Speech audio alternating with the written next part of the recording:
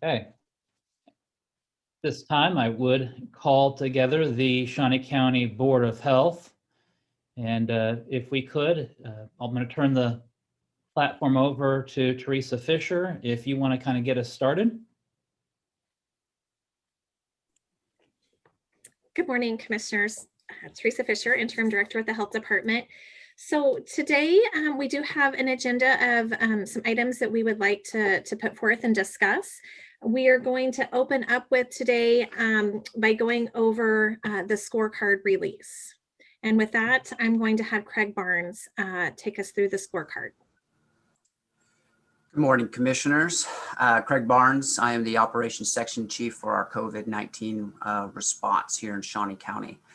I'm going to go ahead and share my screen with the scorecard breakdown for the last week's reporting period.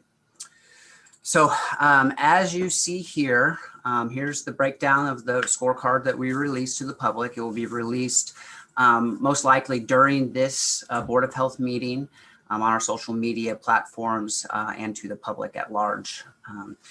So with that, what you'll see here is that the scorecard itself has decreased again, this time from 19 to 17. So just keeping us within that uncontrolled summary index. So we're still seeing some encouraging trends here. Most measures, however, though, are still in the red uncontrolled area, as you can see here. We saw another decrease in cases for the weekly case incidence from 19.7%, so to the 604 that you're seeing there in the top box. This Greg, is now, yes, sir. If you could, and again, kind of walk us through, as we're looking at this, this 604, where do you draw that number from? Yeah, so the number that we pull for the weekly case incidences come from the cases as they are by the date diagnosed. So we receive all of those, all that data directly from KDHE. They update those numbers Monday, Wednesday, and Friday, and they're available on their dashboard. We do provide a link to all of the figures that we use to make the scorecard in the scorecard, and a specific breakdown of where each of those numbers comes from for each of the indicators is also located in the scorecard as well. Craig, is there a difference in the numbers between the Shawnee County Health Department dashboard and the Kansas Department of Health and Environment dashboard? And if so, why? Yes, so that's a great question. And so there is a difference. The dashboard, garnering a lot of public input that we've had since the get-go. And I will say that the dashboard is probably the one thing that we receive the most positive input from the community at large. They appreciate the dashboard and the numbers being updated daily. But the dashboard itself is created to give almost a snapshot in time. It's kind of a preliminary glimpse of the numbers as they are reported daily to the health department. So the numbers that we report on the dashboard are the numbers that we pull on a daily basis as they are reported directly to the health department. And so the numbers that we pull for the scorecard, we give the opportunity for that lag. So there are cases that come in lag or because of a case investigation is not completely completed. And so when we wait till the following week, so we pull all of our numbers on a Wednesday, which is why the dashboard or the scorecard itself is released on Thursdays. We are able to then go back and get a more comprehensive look at the previous reporting period. And so when we can delay just a little bit to look at those numbers, it gives us a more comprehensive and a deeper dive into the previous weeks so that we have a better understanding of the trends long term, rather than making impulse decisions on the preliminary data that is reported to us daily. And is that why we would see a somewhat lower number on the dashboard than what you have reported on your scorecard? That is correct, because as I mentioned, the numbers that we report are listed by date of diagnosis.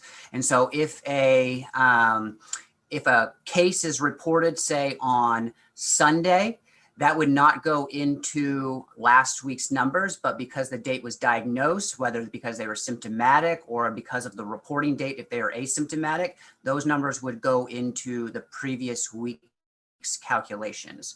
And those numbers, we look at that specifically and chose to do the date by diagnose because those individuals, whether they are in the community, moving about in the community or in their household, they are having an impact on the community transmission because they were symptomatic or were tested and positive during that week's reporting period. So it has a impact specifically on the transmission and the severity based on the week that we report on for the scorecard. Again, I know that you get a lot of positive feedback. I look at the Shawnee County dashboard daily, and I find it a little bit troubling that the numbers that I'm looking at or the public are looking at aren't maybe accurate and don't really reflect what we're using for the scorecard. And so it feels like a kind of getting the rug pulled out from underneath you if you're trying to keep track from home as to where we're going. Well, one thing that I would say, Commissioner, to that as well, specifically as we're looking at case counts, we are so far above still that 175 case threshold to be considered out of the uncontrolled range. That the minor changes between the cases that are reported and the cases that are by date diagnosed is not going to make a huge impact on the transmission and severity piece. We most certainly can look at making some changes and alterations to the dashboard moving forward. But the overwhelming sentiment and the feedback that we've gotten from the public at large is they like to see a daily look at what the numbers are that day. And so, I mean, I would be more than happy to have a longer or more in-depth conversation about what we potentially could do to either add substance or shift substance to the dashboard. But anything that we would do would be then a delayed response because we would have to then pull those numbers again from KDHE. They update 3 times a week. And we would be looking at numbers that would already be in the past, if you will, for the daily dashboard. But public trust is such an important piece, and I think it is important that the public be able to trust the dashboard as being accurate. And even if we have to come back and update after the fact, but we really should have accurate reflection. And because the public is looking at the dashboard and commissioners are looking at the dashboard and relying on it. And so as we look at, you said that may not make a big difference. You know, one factor can tip us from being at a 17 to a 16. And while we have no control over the schools, I know that USD 501 relies heavily on this scorecard on when they go back to in-person as opposed to an out of school. So our scorecard is not just used by the commission, but it's used by a lot of different entities. That's correct. Yes. So, all right. Thank you for that question. Yeah, no problem. I think it's a great question. And I think it's something that we definitely can dedicate some time to some further discussions about how we can accurately represent the information to the public and make it useful. So very good. At this point, are there any other questions about the scorecard? Any specifics? Would you like me to do just a further overview of the numbers themselves? What would be beneficial for you as the Board of Health? Can you go back down to that percentage of new cases with no known source of infection? Yeah. Can we do a little bit deeper dive into that as well? For sure. So as you noticed, that was one of the areas where we did have an encouraging trend and a decrease here from that 90 to the 77%. This is primarily due to the increased number of clusters that have been identified here in Shawnee County. So because of that, those clusters being identified, we are able to then ultimately know where the source of infection has been. We have also been working diligently to increase our capacity for case investigations. We're still hovering around that 80% of the cases that are reported to us being able to investigate.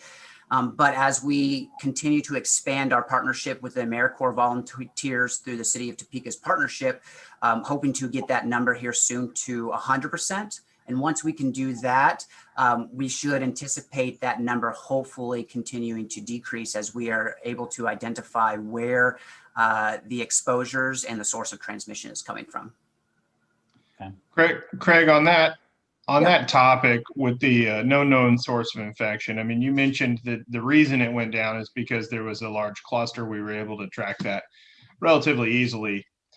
But that number has remained exceptionally high since the forming of this scorecard in the first place. Mm-hmm. Are we spinning our wheels on the contact tracing right now? I mean, is it a lost cause at this point to try and trace the source of every infection? Is that contributing to the uncontrolled, maxed out, consistently maxed out public health system capacity stress? Mm-hmm. So I'm going to share another graph here as well. Just it relatively applies to this conversation we're having here. So what you should see here, this is the overarching trend line of the cases that we've had from the beginning of the pandemic here in Shawnee County. The red line that you see there is what we consider the uncontrolled threshold. So if we have a weekly case count that's above 175, we consider that to be widespread transmission. If you see the yellow line there, that corresponds to the time since we've had that uncontrolled index score. So for the 13 weeks that we've had it. So to your point, Commissioner Mays, is we are not able to do a robust contact tracing. So I don't know that we're necessarily spinning our wheels in that sense, because we're not dedicating the appropriate time to the contact tracing, because we are even doing important case investigation because of the overwhelming high number of cases that we receive on a weekly basis. Even with the ability of increasing our capacity, we are still operating on that shortened case investigation form until we can hopefully get to that 100% case investigation, and then add in some ability to do some more robust contact tracing. So what I would be hesitant to say is, even if we're not able to do the contact tracing and everything, that still means that we do not know where the source of exposure is coming from. And when you have widespread community transmission, that means that the virus is everywhere. And so that's why that threshold is at 50%. And so if we are not able to make contact due to the number of cases, or if we are not able to find out where the source of exposure is, that number is going to stay higher and is going to directly affect the score and the severity and the transmission that's happening in our community. Does that answer your question? Yeah, I think it does, but it spawns more questions. Sorry, I'm pulling things up here, but No, I guess for me, one of the things that, I mean, can you look at your computer and tell me when was the last time our public health system capacity stress was not at 20? Because it seems like that's been, right. It seems like it has been at 20 on the scorecard for quite a while now. Let me see, but I think it's bumped to 20 maybe just a couple of weeks ago. Or, I mean, okay, but I guess uncontrolled. Has it been uncontrolled at our health system stress for quite a while? I mean, it seems like since the beginning of this, it's been that way. And and I guess, and a follow-up question would be, what can we do to help with that? Yeah, I'm not seeing that right at, so if you wouldn't mind, if we can come back to that, I'll see if I can't have one of our team pull that specifically. Oh, as a matter of fact, we just got it. So it looks like back in, one second here, on 12/21, our public health capacity stress was at a 17, so not in that uncontrolled threshold. So in the beginning, in the mid-December. So, Craig, yeah, okay. So you will along notice that- that when, Okay. sorry, Okay. go ahead, Commissioner. But along that same line, on the item hospital occupancy rate, which contributes to that public health system capacity stress, you've got that hospital occupancy rate at 90.4, which is up from 90.1.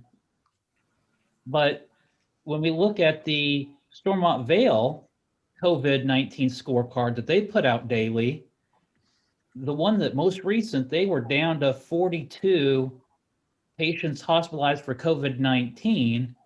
And it was at Thanksgiving, they were at 120.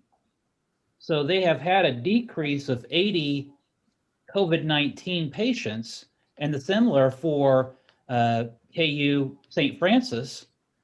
How are we still having, I mean, this hospital occupancy rate now isn't the COVID-19 people, it's everybody else that needs hospital care. So how are we still having this very red, uncontrolled for hospital occupancy rate, given that we've had a decrease from 120 to 80 just with Stormont? Yeah, so when we look at the hospital occupancy specifically, we look at the overarching full medical and surgical beds. So we're not just only looking at COVID patients that are hospitalized. I think that's important to decipher here. And so we're looking at the hospital's capacity to take in other illnesses, other individuals that need to be hospitalized. So we're looking at it as a wide range of the total occupancy of those hospitals and what beds are in use and what beds are available if we were to see a potential additional surge. And so again, when you look at the daily counts, if you look at, say, I think yesterday's Stormont Vale report, which maybe had 44 COVID hospitalizations in 42. 42. I guess. So again, the reporting period for this number looks at the previous week. So we're looking at January 17th to the January 23rd. And so that is to ensure that we are getting an accurate representation of a full week and those numbers as we move forward. But even still, we've had such a huge decrease. Again, going back to our dashboard on the Shawnee County Health Department website, in which I hope that it's accurate. If you were to go back to January the 17th, you were at 83 hospitalizations, and the one yesterday was 63. So at 63, you've had a 50% decrease from Thanksgiving to now. On the 17th, you would have had a 25% decrease, but we still have our hospital occupancy rate. I mean, is that really accurate? Because it seems to me that that hospital occupancy rate has nothing or very little to do with COVID now. Commissioner, can I make a comment? Absolutely, help. Yeah, it is accurate because what you're looking at, again, is total occupancy. While the COVID numbers have gone down, they're still, I think, around 40s to 50s. Most of them have been in the 50s. That's still about twice as much as what we were seeing earlier in the year. That still puts a stress on the hospitals. And that's what our concern is. It isn't, yes, COVID patients are very important and they do create issues, but the occupancy is still an issue because that means that people who have non-COVID problems still are going to be struggling because of the potential for not having the bed capacity or the bed availability, I guess. So yeah, I'm happy too that those numbers have gone down. But remember, when those numbers were way up in the hundreds, we were talking about having refrigerated trucks outside to help with deaths. And I remember Dr. Carnegie and Steve Anderson were coming in and saying, my gosh, we have patients sitting in the halls waiting to be put in a bed. So absolutely. I think it's great that the numbers are down, but the numbers are still affected by COVID. And so I think that those numbers are, yes, those numbers are accurate. It just feels troubling that even where we have this decrease, the community is still being penalized on our scorecard because the hospitals now can treat other people that need medical care. So, and maybe I'm looking at it wrong. So what I may mention in addition to that is if you think back, even when the cases for the hospitalizations were hovering around in the 30s, those were still extremely concerning to us at that moment in time. And so yes, that we've seen increases, and I think if we can continue on the trends that we're seeing, that here in the next week or two, our community does have the potential to move out of that uncontrolled index. But, you know, when we look at the numbers, we have to, again, as Dr. Cooley mentioned, we have to look on the ability, the stress from the hospitals and their ability to see those additional patients as well. So while it's improving, again, I think that's represented by the case numbers as well. While the numbers are improving, they are still higher than what our entire community can handle. And that is why you still see us in that uncontrolled range.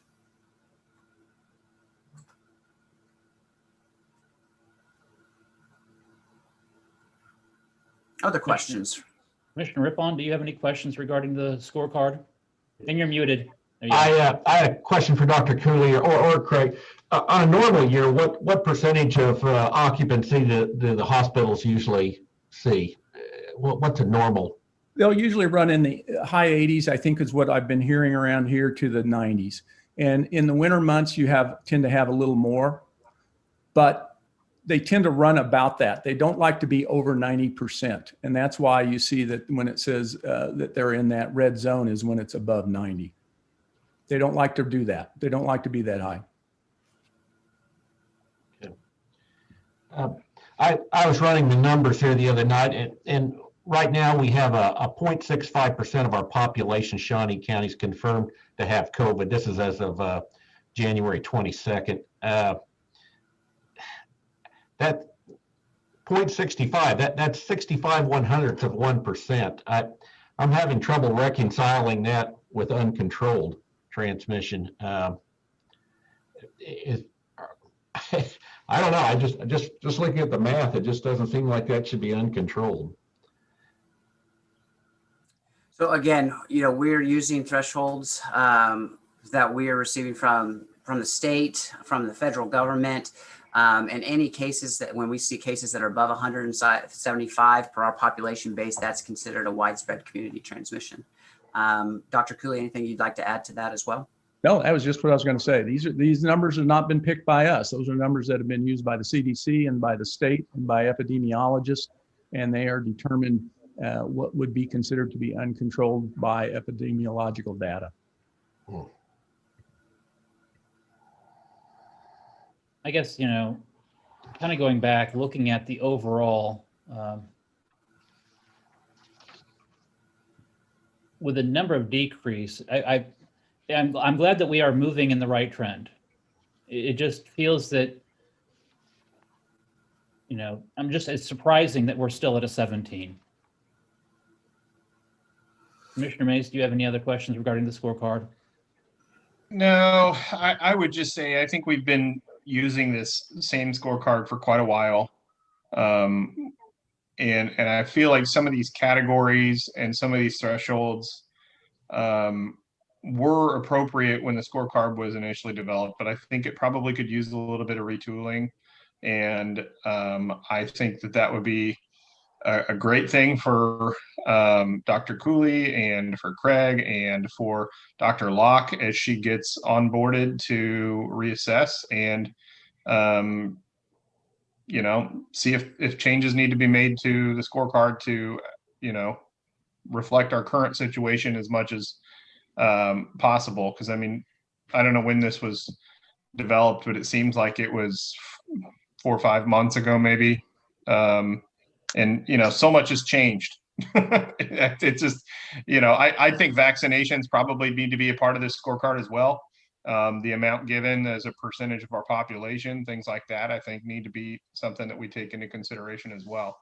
So, I mean, it is what it is. This is what we've got right now. But I think that, you know, the data that we use to determine this scoring, I think is something that we need to consistently reevaluate to make sure that it's accurate. So that's all I have to add. I don't have a whole lot of other questions. Okay. You know, at one time on KDHE's website, I found what I thought was very interesting.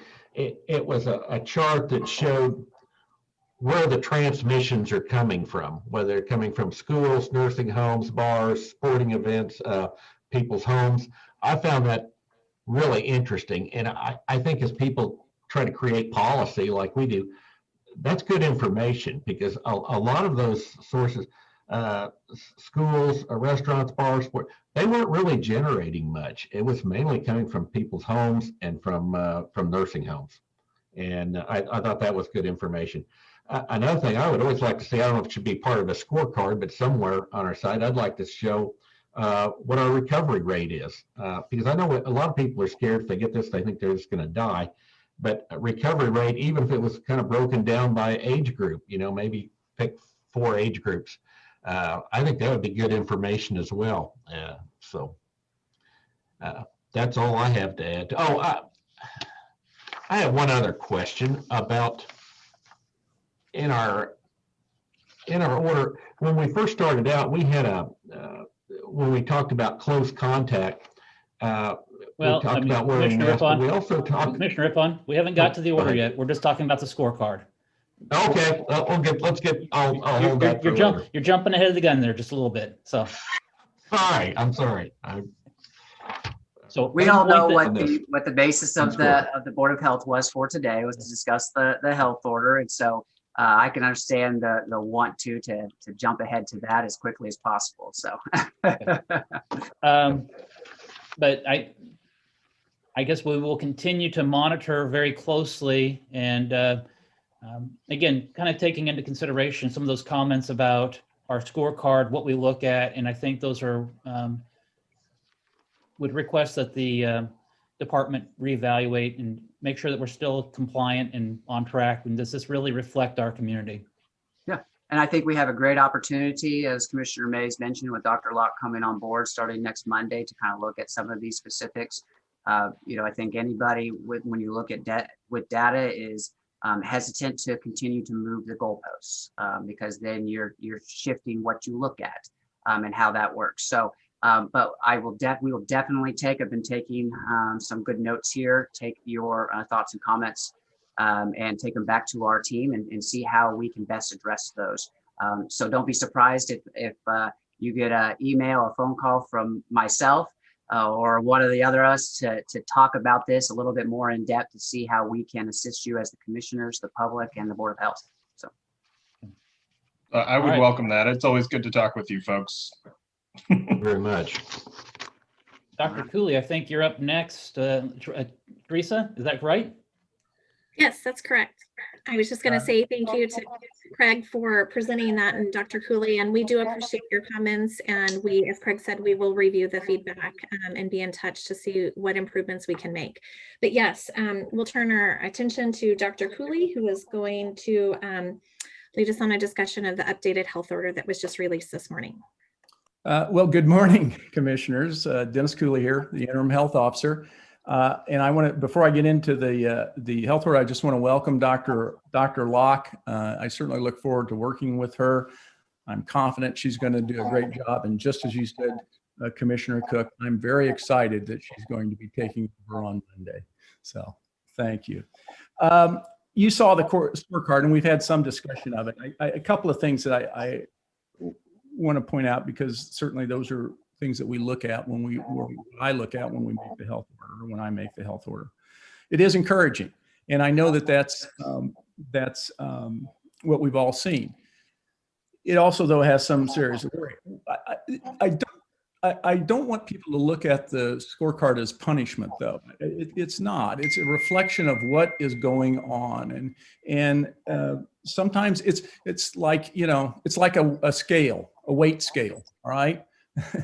When the scale, if you're trying to lose a certain amount of weight and your weight is high and you get it and you've lost some weight, but it's still up higher than what you want, it isn't punishment that the scale is telling you. It's just trying to reflect what the situation is. And that's what I think the scorecard is. So it's encouraging, because we've seen some decreases in certain areas. There's still some areas, though, that are uncontrolled. We have 5 of those, by the way. And I think case numbers is one of the ones that I worry about a lot.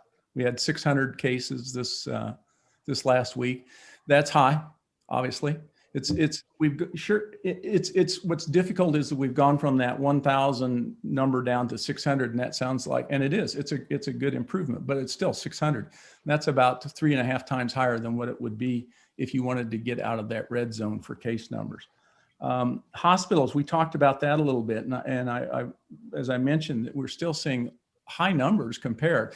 They're not as high as they were back in November, and thank God of that, but they're still high, and they're not down to where I can tell you the hospitals would be more than happy to have them much lower than that. The percent positive was down, but if you look, it's really just barely that. It could pop up the next time we do it above that. It was 7.9%. So it's encouraging, but I think that's not where I want it to be. After consulting with the technical advisory committee, I made the following changes that I felt we could make to the health order that would still allow us to maintain our current trends. And so if the changes are really, if you look at the sports and athletic activities section, I'll read those. Sports and athletic activities are allowed subject to limitations of social distancing and mass gatherings. Spectators of sporting events should follow the mass gathering rules. For team sports, 2 teams combined shall be considered as one mass gathering, whose size shall not exceed 25 people. These individuals are included in mass gathering size. And then for events open to the public, organizers shall enact necessary measures to assure social distancing. Mass gathering rules are applied for the public, and bars, concessions, restaurant areas shall meet the same requirements of those not located in the venues, and mask wearing is mandatory. I'll get back to that and why I made those changes, but I do want to just point out one other change that I made to the health order. And this is really more of a clarification. This is under the child care and summer camps, and it's the last bullet. Licensed child cares must follow state guidance and requirements. This order is not intended to exempt licensed child cares from state requirements. There's been some confusion thinking that we can change those, and we can't. Okay. And before we get into your health order, just some, I guess, housekeeping clarification. Again, the Shawnee County Board of Health does not have any authority or control over the university, MIAA, NCAA, school districts, Kansas State High School Association, or Kansas Department of Health and Environment when it comes to daycares. So all of those are outside of our regulation. That's correct. Yes, thank you. So as far as the sports goes, we looked at data. I looked at our data, and I tried to look at, has there been any spread of cases on indoor courts of competition, like basketball courts, hockey arenas, et cetera? There's only been one case that I know of where that happened. That was in June, and it was with a hockey team in Florida. So we really have not seen that during competition, during the games. So we looked at then feeling that because of that, we don't have any good data that says that that's an area where you're going to get some spread. We felt that we could try to open that up. To do that, to allow teams to compete, we had to expand a little bit with the size of the gathering, only for sports, only for team competition. And we tried to pick a number that would allow teams to play games, to compete, but still allow for safety as far as group sizes. And so that's where we came up with the 25 number after thinking about it with team sizes, coaches, and referees too. And the other issue was that a lot of this involves youth and children who are younger age. They tend not to have as much transmission, and we felt that certainly it is important for them to get out and play and do exercising too. So those were the reasonings why we felt we could safely go ahead and make those changes to the health order. Okay. Doctor, yes, if we can go through your health order, let's talk about the youth sports and activities. This is going to open up the ability for tournaments. Is that accurate? They would have to follow the guidelines for mass gatherings. So okay. It would be a very small tournament if that's the case. I mean, but if they can have 25, and is that That's both 25, is teams. that going to be enough for two teams to compete against each other? It should be both teams with a couple of coaches and referees. Most teams, we feel, if you allowed 8 to 10 per team, and then you had a couple of coaches and referees, then that should be able to fit that. Okay. We picked a And then- size. You could, some teams, a team could say they have as many kids as you wanted, 40, 50, whatever. And of course that defeats what we're trying to allow teams to compete, but we're also trying to maintain smaller sizes for the safety of that. Well, I can just, Go ahead. go ahead. Well, I'm just saying, I mean, when you look at what kinds of winter sports there are, you're talking basketball, maybe hockey, volleyball, indoor soccer. None of those are large team sports like football would be.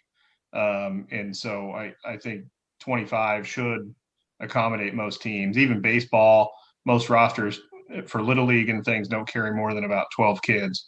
So, I mean, it should be sufficient. But this is increasing the gathering size from 10 to 25 when it comes to these sporting events. For just the teams, yes. But it does not increase the size of the entire gathering.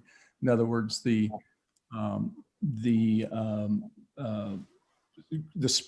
takes away from spectators too. That number goes, the spectator number.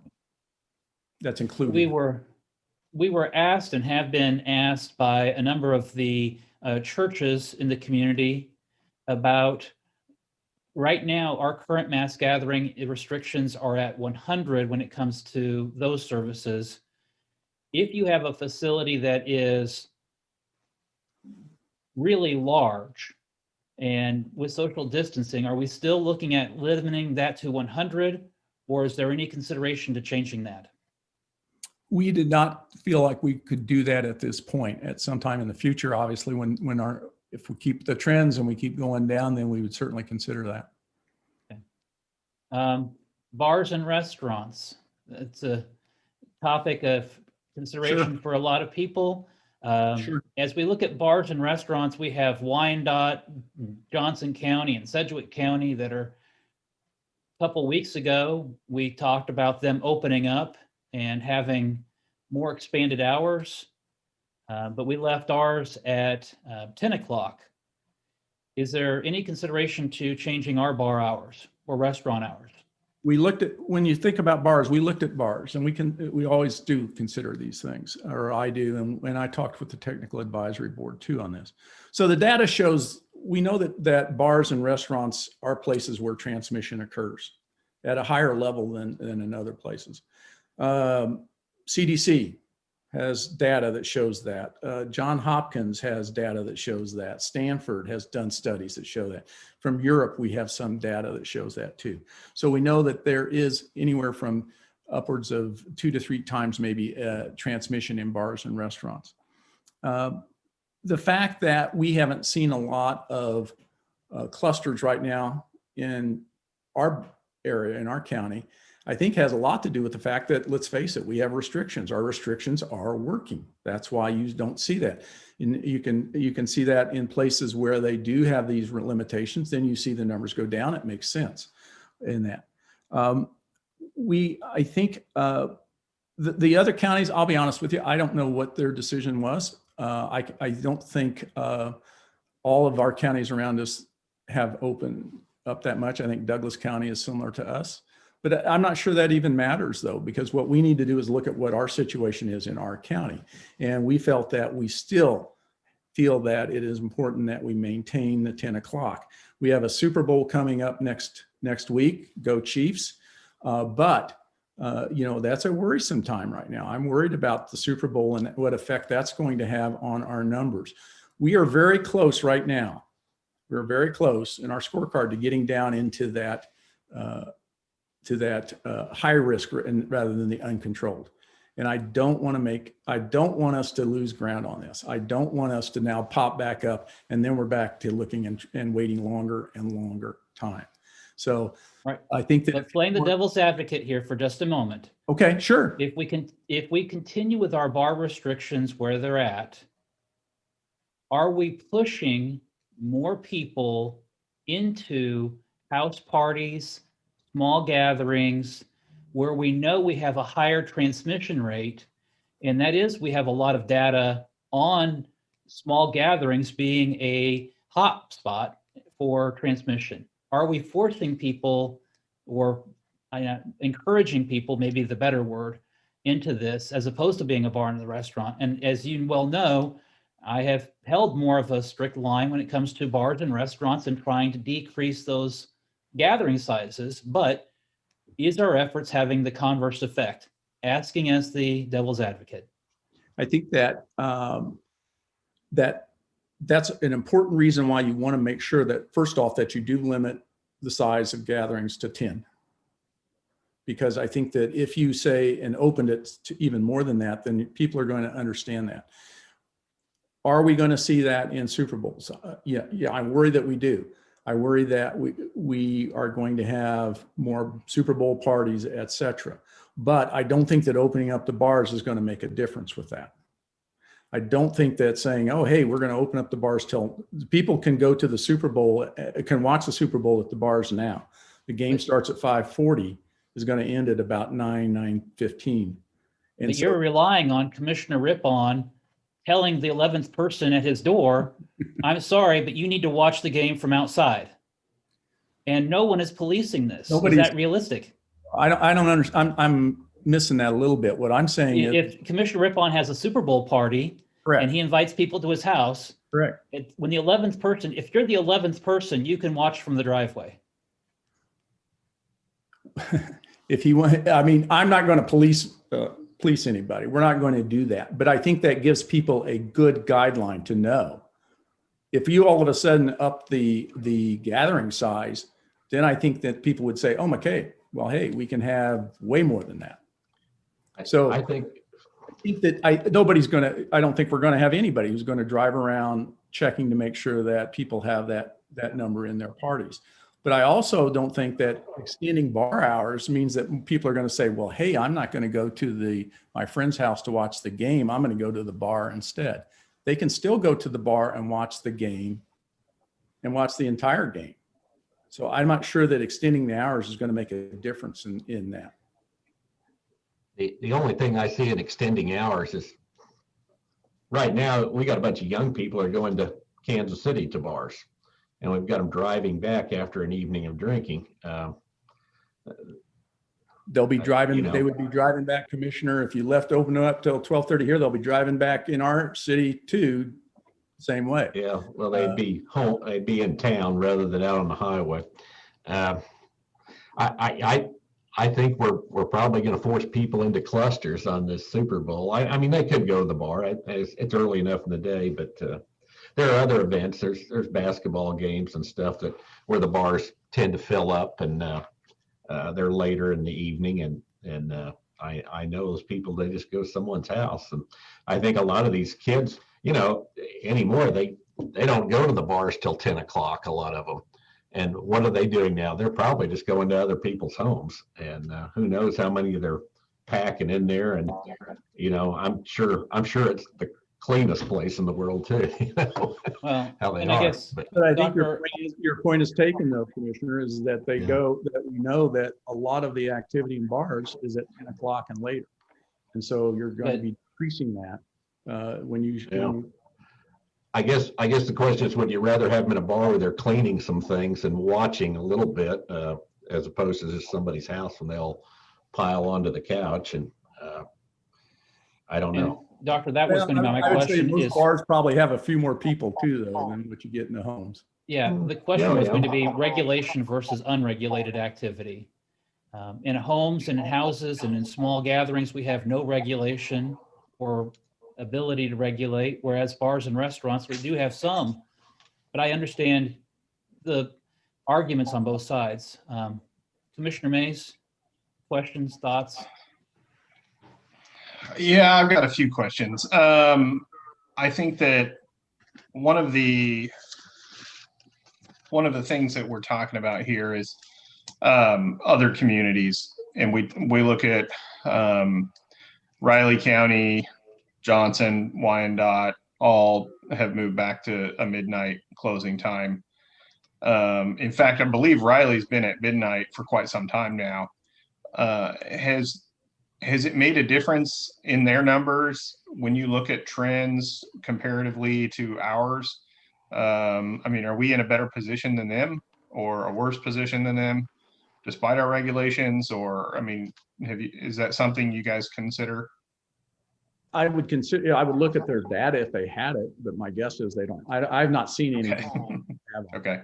I mean, it would involve some probably more contact tracing than I bet they have been doing, I guess. I have not seen any data on them that shows that that they have not seen any decrease or have not been seeing cases coming from the bars that they've left open. I have not seen anything that they've shown.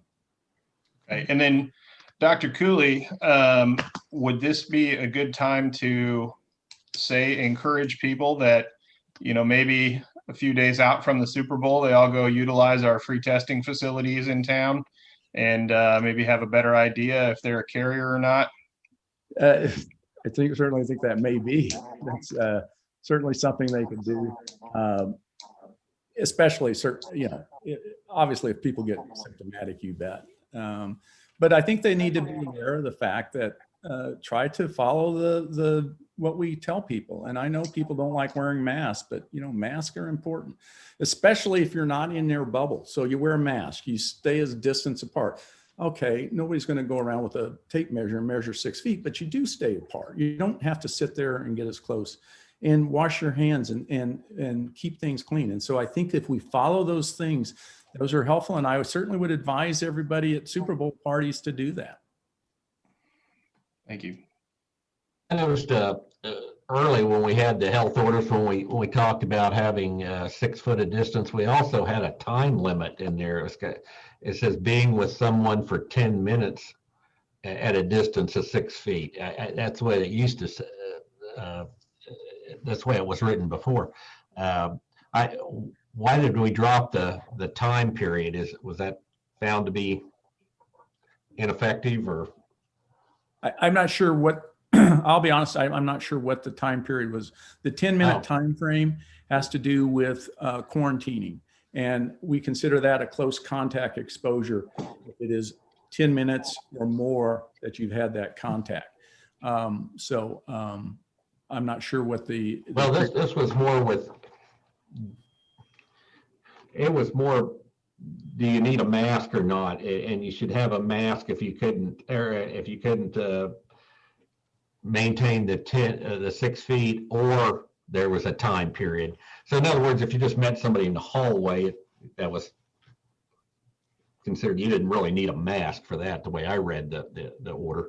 But at some point in time, they dropped that time period, that time allowance. And I was just wondering if that was just it's still what we use. Something the CDC came out with, or somebody else, I don't know, but it was dropped. And again, I'm not familiar with where it was on a health order. okay.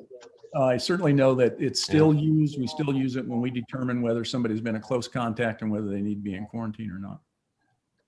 No, this wasn't part of that. It was different. So, all right. Dr. Cooley, can you, I know I get questioned again. Part of the Board of Health is to answer some of the questions that we field as commissioners a lot. But sure. A question that comes up on more than one occasion is people being able to sit at bars or sit at as opposed to a 4-top table or a table with 4 chairs in a restaurant or a diner. Where do we stand on the ability to sit at a bar or cafeteria? I think generally when you're thinking of those situations, you think of, again, are they people who you are kind of in your bubble? So in other words, if I go there with my family, that's my bubble, then I can sit in that table and chair. I think if you're sitting with people who are not, that you don't have much contact with very often, I think that then again, you should follow the rules as best you can, which is, 6 feet, mask, and, following those mitigation type things. So when we see that, I see people together. I don't know if they're in a bar, if there's 3 or 4 of them together, are they people who associate frequently together, or are they somebody who, you know, are just friends that they haven't seen in 2 years? That makes, I think, a difference. And so, you know, what I would recommend again is you know, if there are people who you have contact with frequently, if they're in your, what we call bubble, then, you know, you can certainly sit at the same table together, et cetera. When you're at a restaurant, you're at a bar, you're going to have your mask off at times when you're eating. If you're not, I mean, I think people who should wear their mask as often as they can and stay as distant as they can. I don't know if I answered that question, but you know, it's. And I was really kind of thinking more about, you know, when you're sitting at, right now our rules prohibit sitting at any bar. Like at the I think counter. that- Countertop. Yeah. I got you. I think, okay. I think I understand. Yeah. Yeah, the issue with that, I think it has to do with, again, you're not in, it's having people who are not in a bubble. When you're sitting at a table with a group, that's the group that you normally with. When you're sitting at a bar, you're going to have people who are individual, who are going to be standing there, who may not normally be in contact with each other. That's the way I would. If they are spaced out and have spacing between them, is that still ill-advised or unfeasible? I think you'd have to make sure that they were 6 feet apart, and you'd have to make sure that that they don't move together. Whenever I've been into a bar and I'm standing at the bar, I will guarantee you that people crowd together and people go up to the bar to get a drink. And so I think that would be very, very difficult to maintain that. Dr. Cooley, so I know that we haven't seen this in Topeka or Shawnee County because obviously we've had the regulation that bar service is not available. But I can tell you, I went to a restaurant in another city recently where they were allowing it. And what they did is they had dividers put between groups of bar stools. And so you would sit at 2 stools basically between 2 dividers. I think might be something to consider down the road. Yeah, and the difficulty with dividers is if they go all the way up to the ceiling, you're great. If they don't, because of aerosolization and stuff, you can't guarantee, I don't think very well, that it'll how much can cross over and how much won't. They may make some difference, but it's hard to know.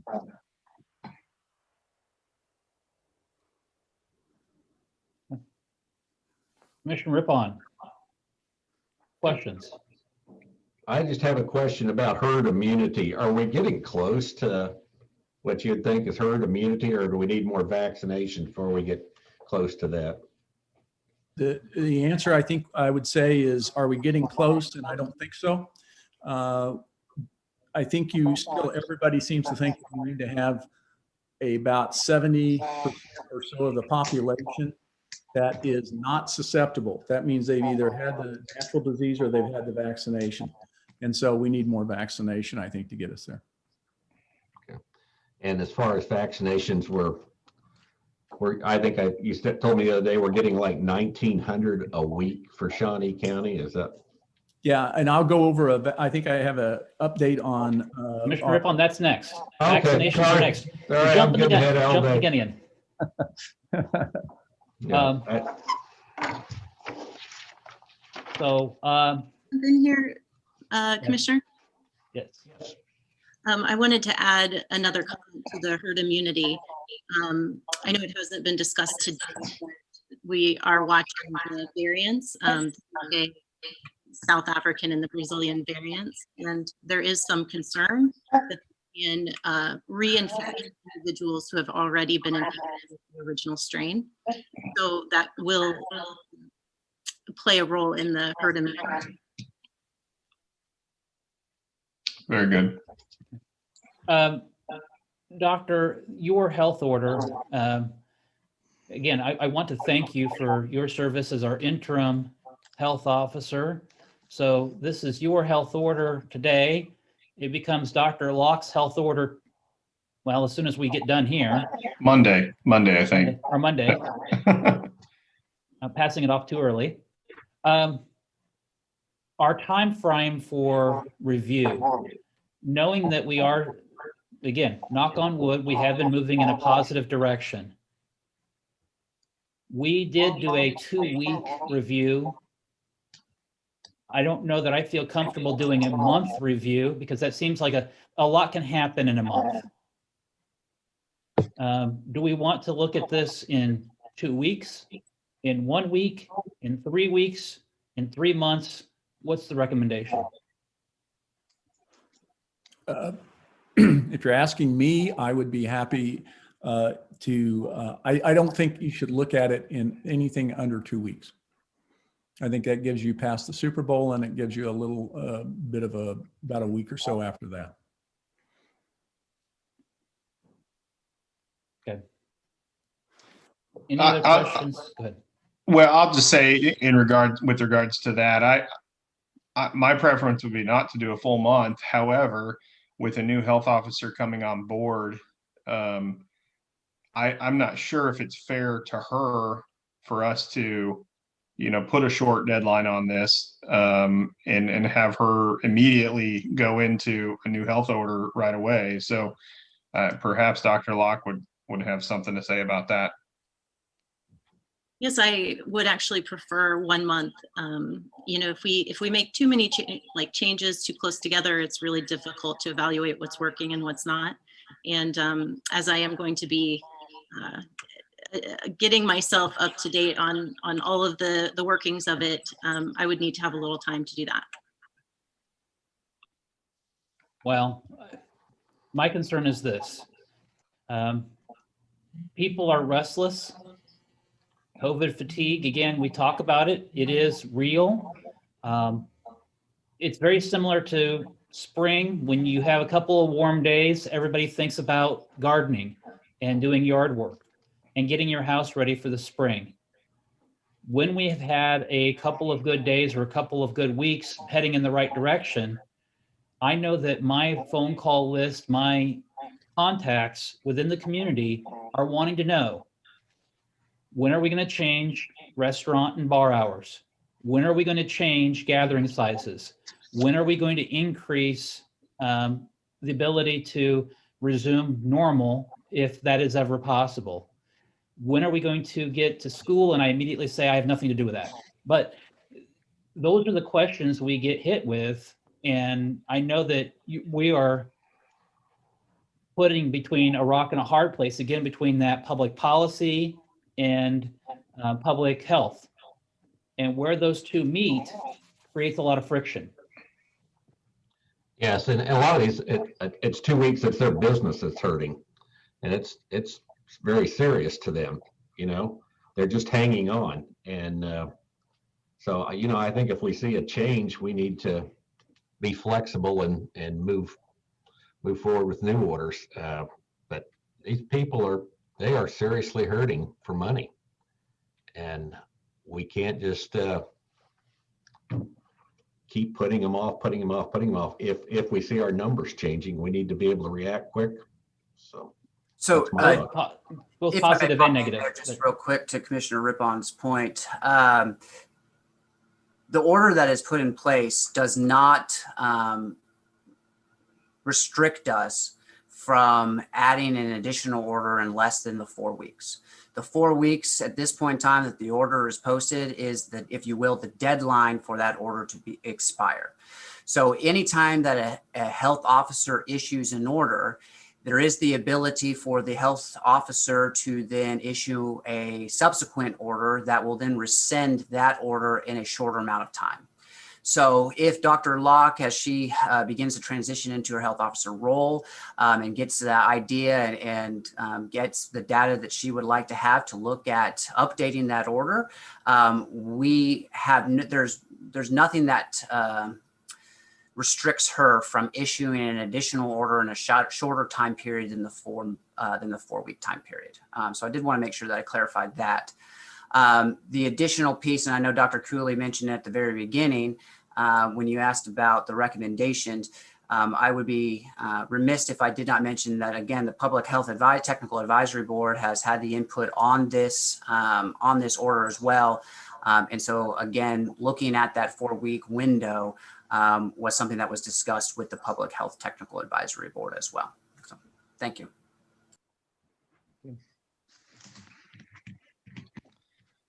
At this time, commissioners, before we move away from the topic of the health order, do we wish to take any action on the health order as the Public Board of Health, or do we wish to have it stand as it is presented from Dr. Cooley? Commissioner, I think there are some folks that might be wanting to speak from the public. Okay. All right. Very. Stephanie, if you would assist me as to who we have that wishes to speak from the public. Maybe unmute them or allow them.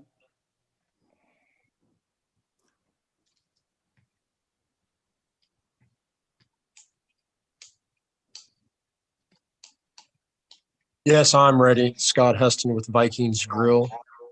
Good morning, Scott. Morning. Appreciate you guys. I'm not sure if you can see me. I can see you all. We have your name. Thanks for but the no opportunity. video right now. Okay. Thank you for the opportunity to speak.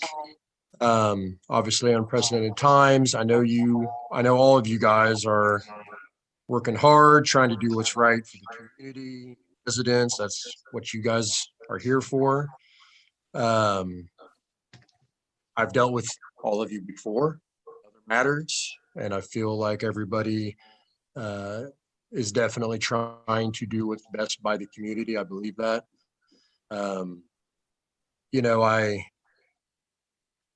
The COVID pandemic's been unlike anything in my lifetime. I'm sure all of yours as well, and probably the toughest thing as commissioners you've had to wrestle with in terms of trying to please everybody. My parents, both in their mid-70s, they both had COVID. I believe Commissioner Cook and Commissioner Mays either had it or had family members close who had it. And, I think everybody has either had it or knows somebody close to them who has. So it's very common to all, I think, at this point. I am excited to hear the information you guys were discussing earlier about the numbers going down, vaccines obviously going out. It was interesting, Commissioner Rippon, hearing I believe you said less than 1% of the community currently has COVID. That's about as low of a number, I think, as you can get. It's less than 1%, so that's good. And if I also heard correctly, the hospital capacity rates were in the low 90s, if I heard you guys correctly. And I also believe I heard that is what is typical for this time of year, either way, whether it was COVID or last year or the year before, if I heard you guys correctly. Upper low 90s is where it normally is at this time of year. Again, please correct me if I heard that information inaccurately. I know the restrictions are being removed nationally. Everybody obviously hears what's going on a national level, and again, good news. Speaking on my own behalf, I have a restaurant in North Topeka. We've been dealing with all of this for the last 12 months almost, as far as the restrictions and, all of the, whether it was curbside only, whether it was 12 o'clock, 9 o'clock, 10 o'clock, we've obviously dealt with everything. We follow the guidelines, we've invested into our business. All of our tables have 6 feet between them. We've removed games and tables from the facility completely to accommodate 6-foot distancing and to be able to have adequate tables so we could ultimately stay open. We have, all of our staff are fully masked at all times. Kitchen wears gloves and even follows more restrictions. Signs posted everywhere for the patrons to wear masks while not eating and drinking at a table. So it's, you know, full communication. I've invested in hand sanitizers in multiple locations throughout the restaurant. I've actually built wood barriers between all booths. You know, I look at it as I'm not going to just put up, you know, plastic barriers. I'm going to invest into this for the long haul. So we really put the barriers up for forever, because I believe that to be a good idea. We have weekly staff meetings to discuss sanitation and cleaning and making sure everybody's following, making sure if there's any staff who have been exposed to anybody that they're self-quarantining and communicating. And, you know, we've not allowed some staff to come to work, even though they argued with us that they should be able to because they were around people. So we've taken all measures, I believe, seriously and enforced it. I feel like we're doing, you know, we're running a good operation and managing the situation as you guys would all desire. You know, from what I've heard and gathered and read over this entire period, it seemed, you know, somebody mentioned earlier the Shawnee County information that was put out publicly talking about where the spreads come from. One of you guys talked about that earlier, that, you know, it came from senior assisted living, it came from big, you know, plants and things of that nature, and personal homes being at the top of the list. You know, those, if I'm correct, are in your probably the top 3 categories of where the spreads have originated and come from. And then they work their way from there. So with that said, you know, I'm glad to hear that the schools are reopening. I have 5 kids. They're all in the Seaman School District. They're, you know, the older kids go to school half the time. The younger kids go to school all the time. So there's a juggling effect there, but they're all going to school. It's good. They, you know, they're wearing masks at school. They have dividers up. They have, you know, they wash their hands. It's controlled. There's systems in place. Therefore, they're not having, at least knock on wood, but where my kids are, they're not having issues with COVID. There's no spread going on because I believe that they're in a controlled environment. So it's keeping them safe. I do think the masks work. They, you know, keep influenza away, let alone COVID and flus and whatever else. So there's benefit there. I think that everybody's seeing. You know, what I would say, you know, I respect the doctor's wisdom and knowledge, and, you know, and I'm sure if in a perfect world, everybody followed the rules, which I don't think that's the world that we all happen to live in, but if they did, I'm sure that would work out great and everything would be fine. You know, the spreads occur immediately following holidays. We've all seen it repeatedly.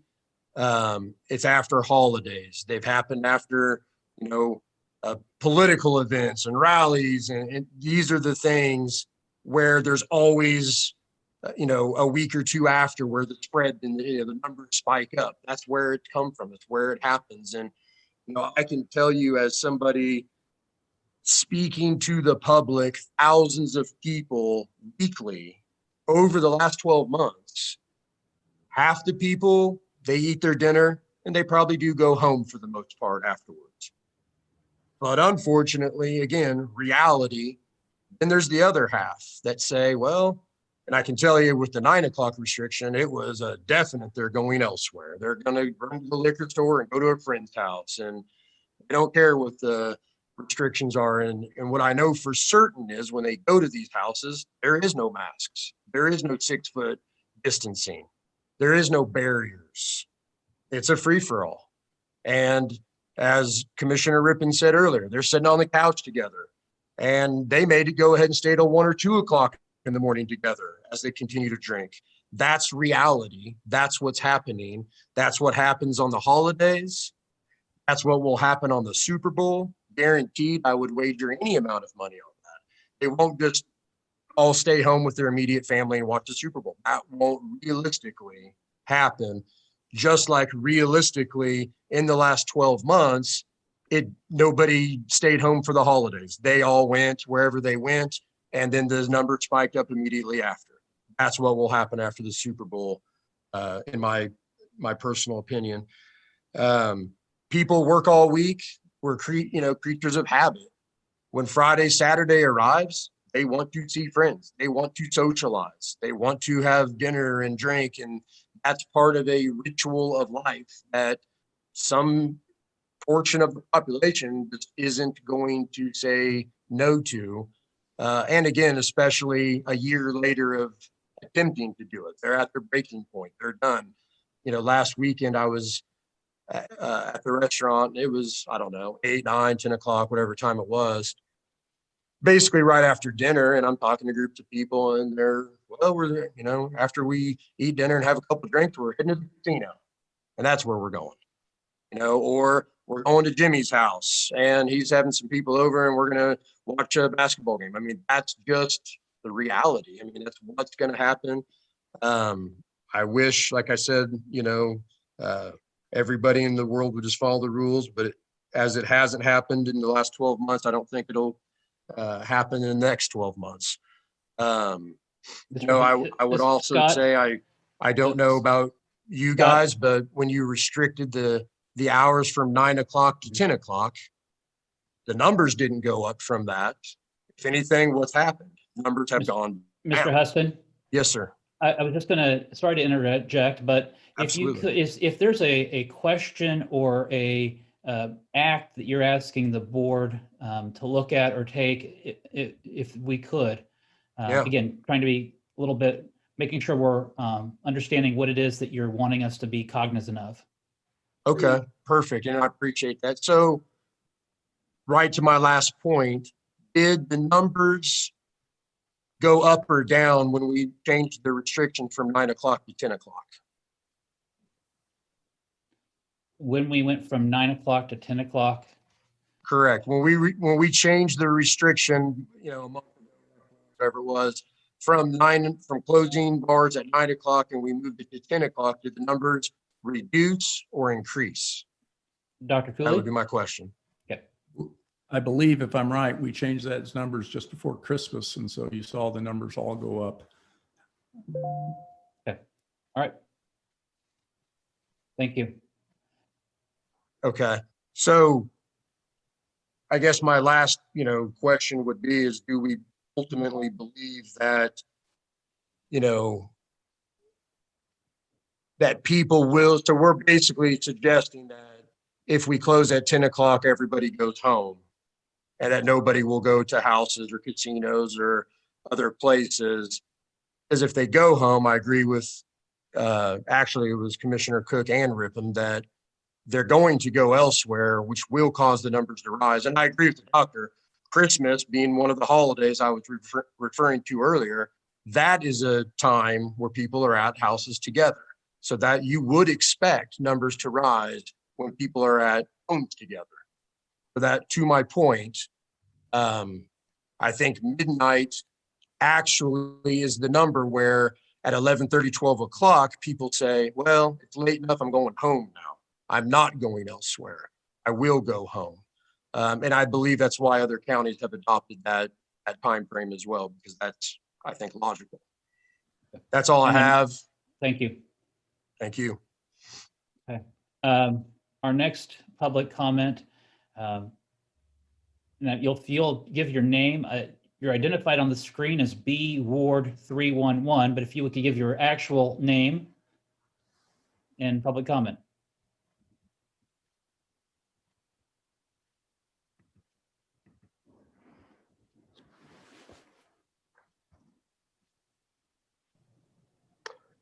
My name's Brian Ward. I don't have any comments. I was just watching. Okay, thank you. Yeah. The third person signed up for public comment, Craig Heidemann. If you have any public comment regarding our health order.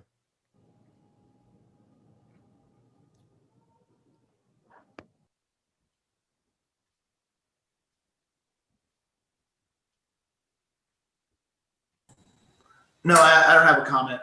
All right, thank you. Those are the 3 individuals that were signed up.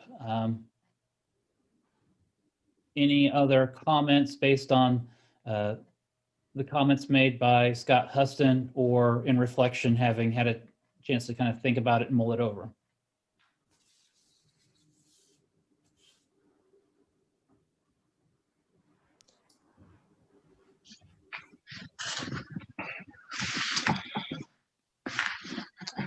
Okay. All right. Then at this time, I mean, if the board takes no action, the public health officer's order stands until our next review. Obviously, we have the ability to review orders earlier, but if they need to, if there's issues that arise.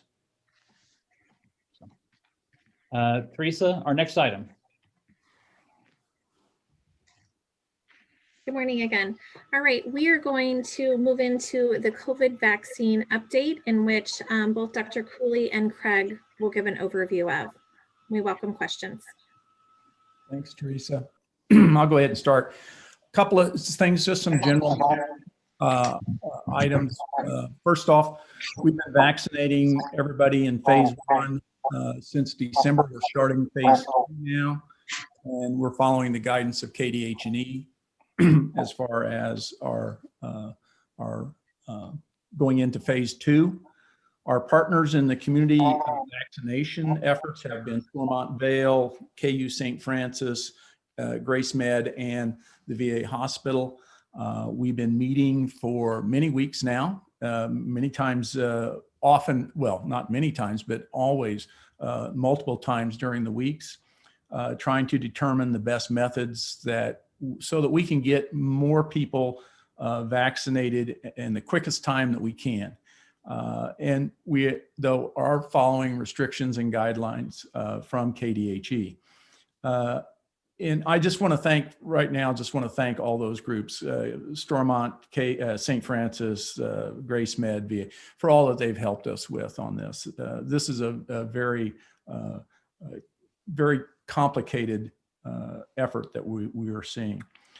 We are currently finishing up phase 1 doses. We're getting our second doses of those. And anybody who is in phase 1 and has not yet got their first doses, we're obviously going to do those too. But I think we've pretty much got most of the phase 1's doses, at least those first doses, out of the way. And we're getting a lot of our second doses done. The total number of doses that we have that have been given in Shawnee County is upwards of 19,000. Now, I want to just make a point here, is that we do not get the information from the pharmacies that are doing the long-term care facilities. So in other words, those were all through the federal government. It was CVS and Walgreens, I'm sorry. And they have vaccinated the long-term care facilities and the long-term care facility staffs. So that number of 19,000, that's how many that we know of. There are many, many more than that with our long-term care facilities. Let me just kind of now just go into phase 2 and where we are with this. So we're receiving information almost daily that we get from KDHE to really kind of help us get through this situation.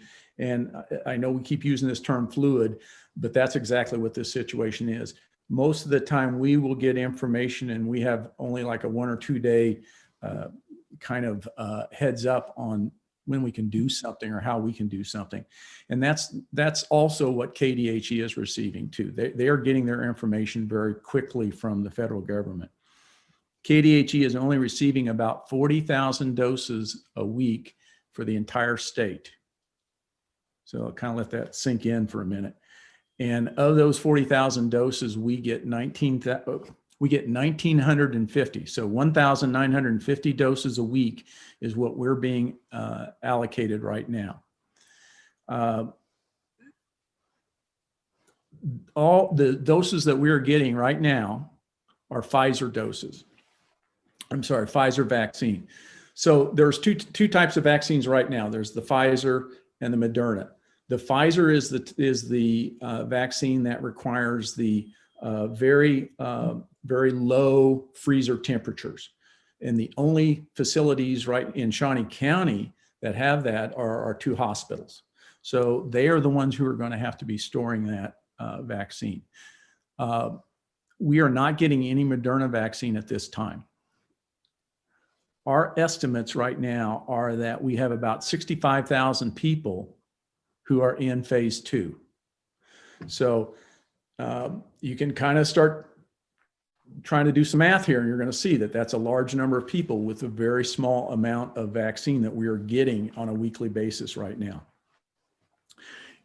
I want to emphasize that we do not determine who is in the different phases. KDHE has determined that. So in other words, when somebody calls us up and says, I'm in phase 3, but can't I be in phase 2? No, we can't make that decision. That is done by the state. What we can do is sort of sub-prioritize people that are in our phase right now. So in other words, we can prioritize the people who are in phase 2 in our county. And we actually have started doing that. We are prioritizing our 75-year-old, well, actually our 65 and plus, but we're really starting at that 75-year-old level. We're also, we've already started on those. We're starting on our first responders, and we've already done a number of our law enforcement. And we're next going to be looking at our K-12, our teachers, and our congregate settings. Now, I want to just make sure that everybody understands that we're not going to stop when we get there. Those are the ones that we're trying to get to first. As vaccine becomes available, we will then vaccinate more people from phase 2. You know, and as you saw my numbers that I gave you, so we're asking for a lot of patients here. We're working with very small amounts of vaccine, but what we are expecting and what we've heard is that we will get more vaccine as it becomes available. So we're expecting that the amount of vaccine that we get per week will start increasing. When that happens, though, I can't tell you. I can tell you that we're working very hard with our community partners. We want to try to improve our communications, notifications, and scheduling. I know that's been a real issue in the last few weeks. We're working on that.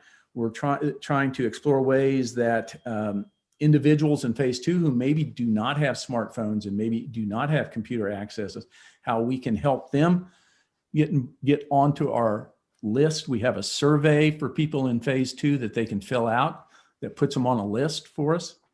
We're looking at ways to vaccinate individuals who may not be able to go to a vaccination clinic, who are homebound, et cetera. And finally, we're looking at ways that we can provide vaccine to our underrepresented populations, who at least we've seen that they seem to have a larger number of cases. If we're successful, I think, to vaccinate quickly in Shawnee County, our residents, we're really gonna have to have a community effort. It's gonna have to be kind of a all hands on deck. We're going to need more groups that are going to be able to vaccinate. You know, just having the event center is not going to be able to do it. We have to have our facility, excuse me, we have to have the pharmacies involved. We have to have private providers involved also. So that's what's going to be involved. This is going to be a very, very, very large undertaking, and it's going to be very complex. And I'm just going to finish here, and then I'll see if there's any questions or if Craig wants to add anything. There are a number of things that we don't know. And when I say that, I think people sometimes think that we're trying to hide things when we say, well, we don't know, but we're not. For example, we do not know when we're going to get more vaccine from the state.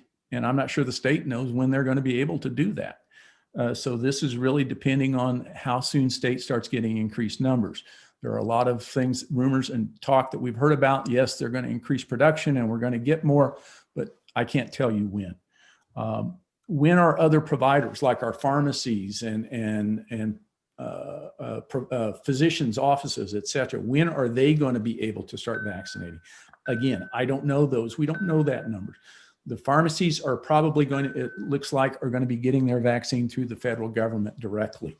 So we may not even be involved essentially with that. And then finally, you know, the question everybody always asks is, when am I going to get my vaccine?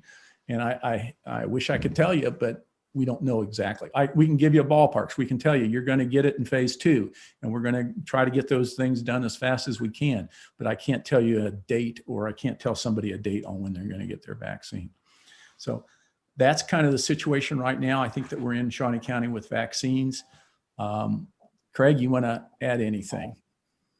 Just a couple of things that I did want to add.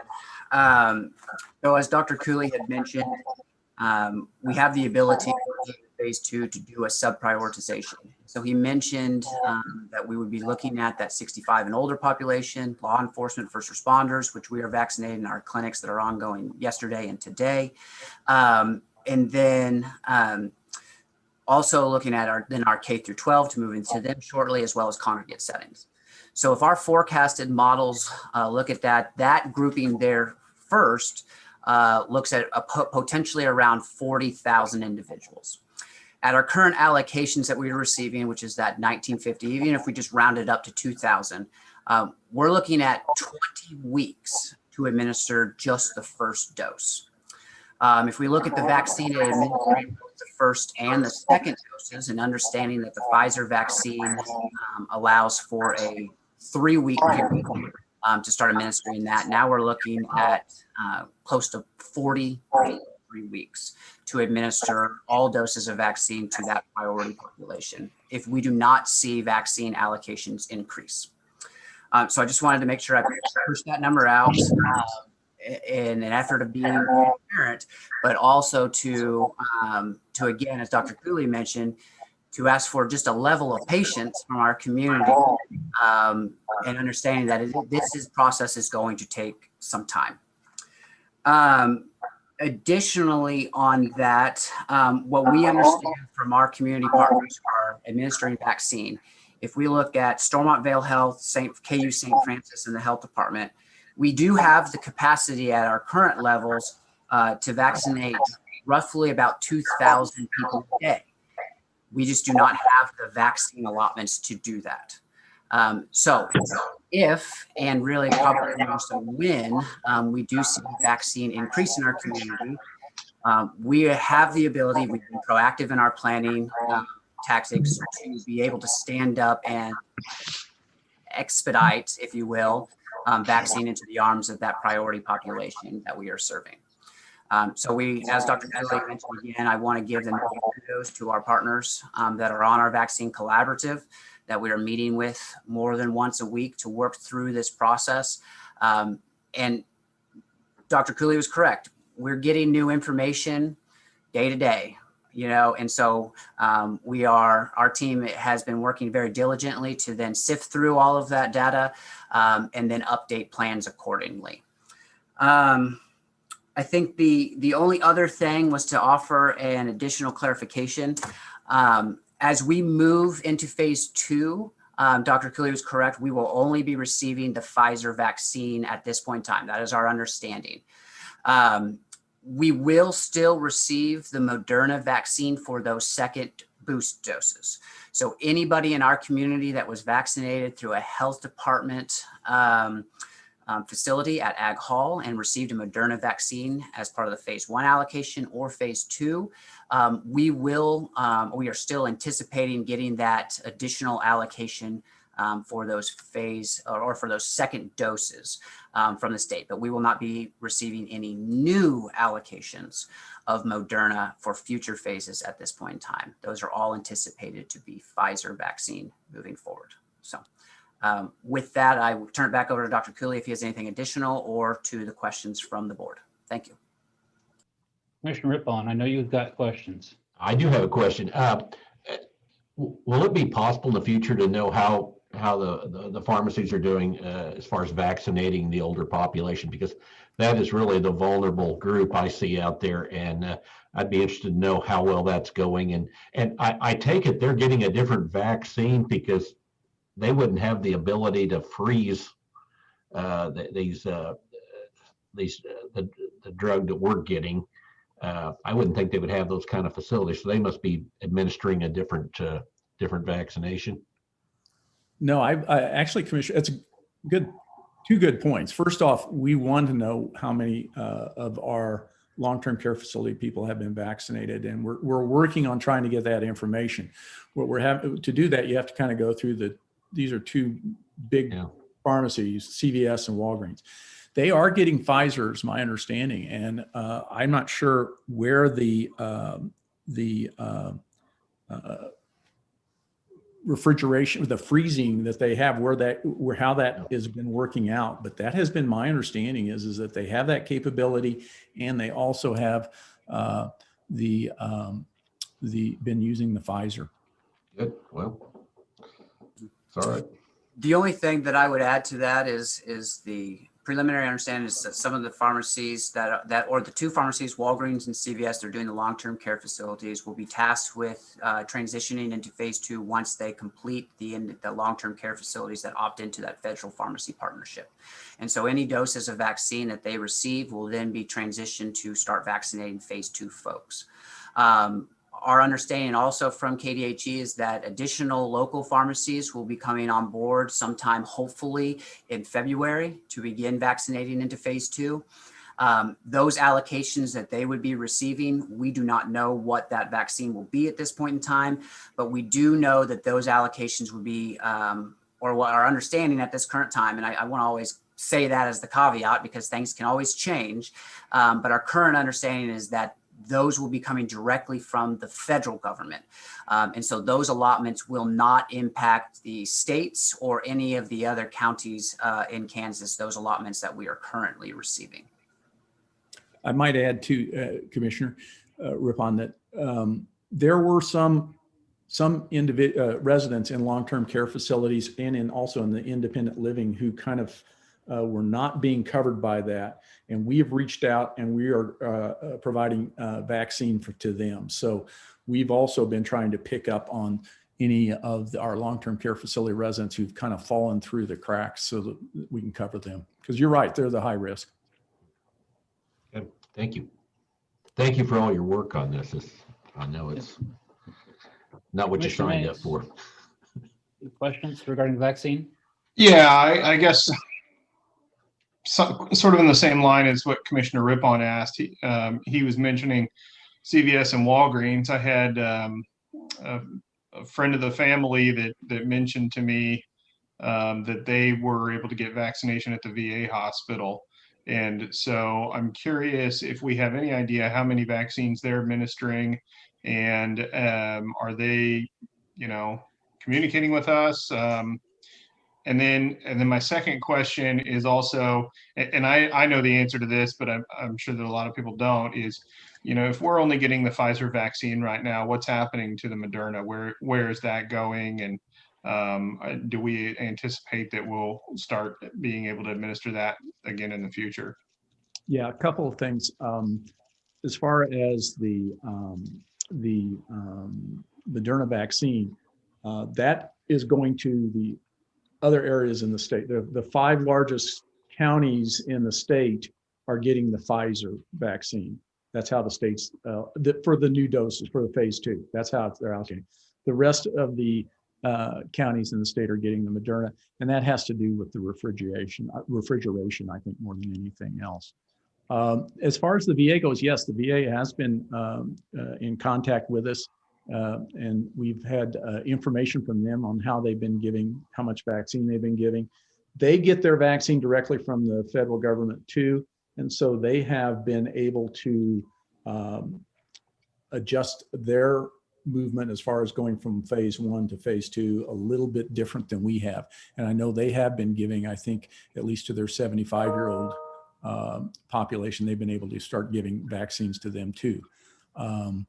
Craig, anything else you want to add or correct on? Yeah, no, I think Dr. Cooley had everything correct there. The only thing I would add to the VA is they've set up a similar risk stratification table. They started with their priorities within the veteran population here in Shawnee County at 85 and older, moved into the 75 and older population. And I think they'll be moving, if not already, to the 65 and older population sometime soon. So they have given over the numbers that we include. They've given over 3,000 vaccines to their population. I don't have an exact number for you at this point in time, but we're working to try to get an update on what that number may be. I didn't have an expectation that you had exact numbers for them, so I appreciate the 3,000 number. Is that taken into account in the total aggregate number that you've given earlier, the 19,000, I believe it was? And we'll keep that on the lower end there. That's why when Dr. Cooley mentioned it, it's the close to the 19,000, just because we don't have the specifics of what the VA has done, because they're not a part of the state's allocation. Okay, and then I also had a question about the signups. I'm sure the other commissioners are getting emails and phone calls about this as well, but obviously we have the survey that we put out a couple weeks ago. I know that it seems that there are more and more lists growing on a daily basis from different provider networks, and even Walgreens, from what I understand, now has their own sign up. So is there going to be some sort of a centralized location that people can go to ensure that they're going to be on, I guess, our list, or do they need to sign up for every list they can find? And then also there was talk recently that the FEMA was going to get involved in vaccine administration. Has that happened? Are they doing anything with this as well? So I can start us off with that. So the interest survey that we put out is really intended to be that. It is an interest survey to get an idea of the number of our population that is eligible to receive vaccine in phase 2, to express their interest. The health department, what we did was to prioritize first those law enforcement and first responders with the vaccine that we had, and we'll begin rotating, going through that interest survey for the people on a first come, first served basis for those who are in the 65 and older population. And so when they filled out the survey, once we have additional allocations and doses that we are able to administer as a health department, we will begin reaching out to those folks who have completed that survey. Knowing the numbers that we gave you earlier and the time frame, it's hard for us to put out an email and says, you may be on week 36 if our allocations don't increase. I don't know that serves anybody any good at this point in time, other than, it may let them know that they received. But everyone who has completed the interest survey should have received a confirmation response when they completed the survey. We are aware that other entities have started creating those lists. I think that I would encourage the public at this point in time, if you're able to receive the vaccine, to receive it in whatever capacity from whatever provider that you can. We have received a large number of individuals who have contacted our COVID vaccine email address to let us know to take them off our list because they were able to receive a vaccine through another entity, because they met that risk stratification level, say, for example, that Stormont was using within their organization to target that initial 75 plus grouping for that risk stratification, where they're now looking at the 73 and older population. So I would encourage anybody to take advantage of any opportunity to receive the vaccine. And that goes to say, once those pharmacies and any other providers that may receive vaccine come on board, at this point in time, we are aware of roughly 10 providers that are enrolled in the CDC's provider or pharmacy to receive and administer vaccine. So that's not a lot here in our community. And at this point in time, we don't know when those entities will be receiving direct allocations, or if the expectation is that they would be receiving redistributions from the health department's allotments. And just to add kind of a caveat piece to that specifically, is at this point in time, the health departments, and I know Dr. Norman mentioned this specifically in the press conference yesterday, across Kansas, the health departments are now receiving the allotments for the counties for the vaccine. And so that 1,950 doses that's coming to the county are coming to the health department, and we're working with our hospitals to ensure that they, especially Stormont, who has the increased capacity to administer more vaccine quickly and to a larger footprint, is receiving vaccine to administer to those folks. Dr. Cooley, anything you'd add? No, I think that covered it. Did that answer all your questions, Commissioner Mace?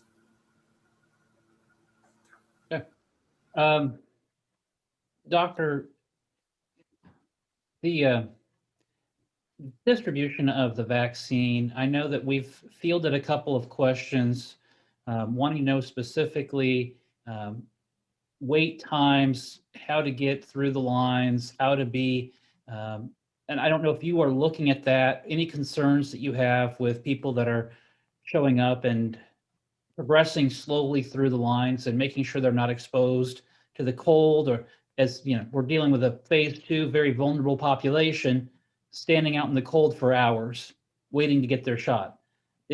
What are we doing about that? Yeah, I think we're looking into that situation or situations to make sure that doesn't happen. We've seen it numerous places in the country, not necessarily here as much, but certainly in the country. I've seen, these pictures of our elderly folks waiting in lines for hours. The couple of things we've tried to do, first off, is if you can schedule people and they actually follow the scheduling, that helps, because I think sometimes what happens is people have a scheduled time and they show up early thinking that that's because some people will do that. And of course, then it stacks it up. I think we're looking at the event center and certainly seeing how we can address some of those issues. I think as far as with the ag hall, I think we've not had much problem with that, but we've looked at that. We can try to decide how we can do that. A lot of it has to do with patient flow. Once they're inside these facilities, the distance that has been set up, I think, is excellent. It provides spacing. And I know certainly in our ag center or in the ag hall, we've been able to meet people through pretty frequently at a very good time. And most of the responses that at least I've seen from individuals who have gone to the ag hall have said that it's been a very, very good experience. But we're looking at it. We're trying to decide how we can improve anything if we can. And I think that overall, I think we've done a pretty good job of that. Kellen, I see you're here. Yeah, good morning or good afternoon, commissioners. Kellen Seitz, Spectre Venue Management in the Stormont Vale Event Center. I just wanted to touch on that a little bit. As Dr. Cooley and Craig have both spoken about the monumental effort of vaccine allocation and distribution, a lot of our focus has been on the operational and logistical pieces of actually getting the vaccine into people's arms in a safe and efficient manner. On Monday, with the start of Stormont Vale's entering into phase 2 at Exhibition Hall, we did experience some unforeseen challenges. The high demand and the sheer amount of people that were getting vaccinated on those days sometimes were upwards into the high hundreds or into the even surpassing 1,000 people. What we have deployed in our coordinated efforts with the hospital have been areas and ways to make that transportation of those folks, especially from the parking lot to the entrance of those facilities, a little bit more comfortable. Things like shuttle buses that have wheelchair accessibility to get them up to the entrance of those facilities, since a lot of that demographic and a lot of the population that's being vaccinated right now do have those mobility issues. Other things that we are currently working on are we entered into yesterday a rental agreement with a company to get canopy covered canopy structures from those shuttle drop-off locations in the event that the surge in a certain time expands the population that is waiting to get their vaccine outside of the physical facility. In addition to those canopies, things like heating towers to keep them warm and comfortable during inclement periods of weather.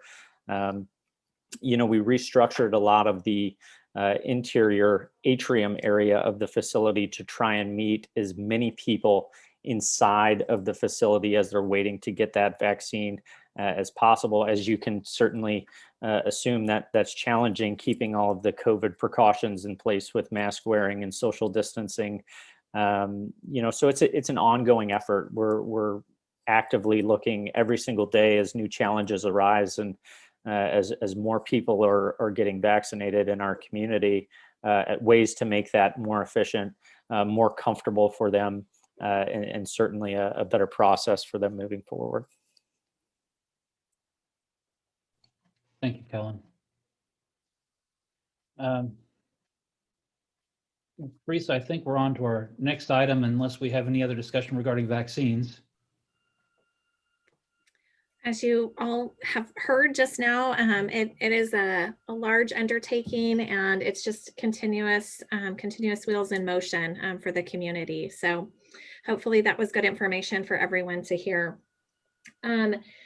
We are going to do just a brief overview of flu surveillance and kind of where it's at in our community right now. And Dr. Cooley is going to do that yet again, and then we'll give him a break. You guys are tired of hearing from me. Craig, can you show the slide that we had? Okay, here's a slide that'll show you, I think, what we're seeing with influenza this year and compared to the 2019-2020 year. The green line that you see there is what was essentially last year. And as usual with flu, in most years, you see that it starts rising in Shawnee County sometime here in usually in December, and usually will peak somewhere around February and then tapers off. So that's usually our strong season. And I can tell you from my years of practice, 40 years of practice with pediatrics, that that really, we would see this every year, that we would see the big peaks starting in January and in February, and then kind of slowly taper off. If you look at the blue line, that is us this year. And you can see it's pretty significantly down. We're not seeing a lot of influenza activity. I think we're seeing just as many tests being done for influenza. It's not that we're not looking for it. I think we are looking for it. You're also it's been monitored with the type of in our outpatient emergency departments, et cetera. And so what you're seeing is that we don't see a whole lot of activity right now with flu. And that's not only just in Shawnee County. The yellow line that you see there is also the state of Kansas, and you're seeing it. I can tell you that this was kind of expected, to be honest. Usually the flu season follows what's been going on in the Southern Hemisphere with us. And so when we looked at Australia this year, their flu season was much lower. And so we kind of thought that this might be the case. And with COVID, I think it's just been very, very helpful that the fact is that we're not fighting flu on top of that. So overall, I would say that our flu capacity right now, we're not seeing a lot of flu, and I don't anticipate that we will. Questions? Any questions for Dr. Cooley regarding the flu? Okay. I think we've had more flu vaccine too. I'm getting it. I just want to throw that in. And so if you haven't, please get it. It's still important. Good. Thank you. Teresa, our next item. Absolutely. Some good news from the flu update there. So again, I'm Teresa Fisher, the interim director with the health department. I'm just going to give a brief overview of our WIC program, which is our Women, Infant, and Children program, and really kind of how it's functioned during the pandemic. This is a program that did not shut down at all during the pandemic. Instead, we really haven't missed a beat in serving our participants. So just as a general reminder, our WIC program serves pregnant women, serves postpartum women for 6 months, it serves breastfeeding women up to a year, and then we serve children from birth to 5 years. So here in Shawnee County, we do what's called next day scheduling. We're one of just a few counties here in the state that does that. And so I have to put a plug in. Our number is 251-5607 for anyone who might be interested in learning if they are eligible for the WIC program, or if they know they're eligible, maybe they haven't had benefits for a while. For the most part, we stay up to date with our schedules. If you call today, you're probably going to get an appointment within the next day or two, usually during the holiday time, or if we have illnesses when we see a delay in the scheduling. But I pulled a few numbers from the pandemic that I thought were interesting. So April 4th, which would have been just the start of the pandemic, we had right around 4,100 participants enrolled. And of those, we had about 3,100 participating, meaning they were active, they were getting their benefits and using them on a regular basis.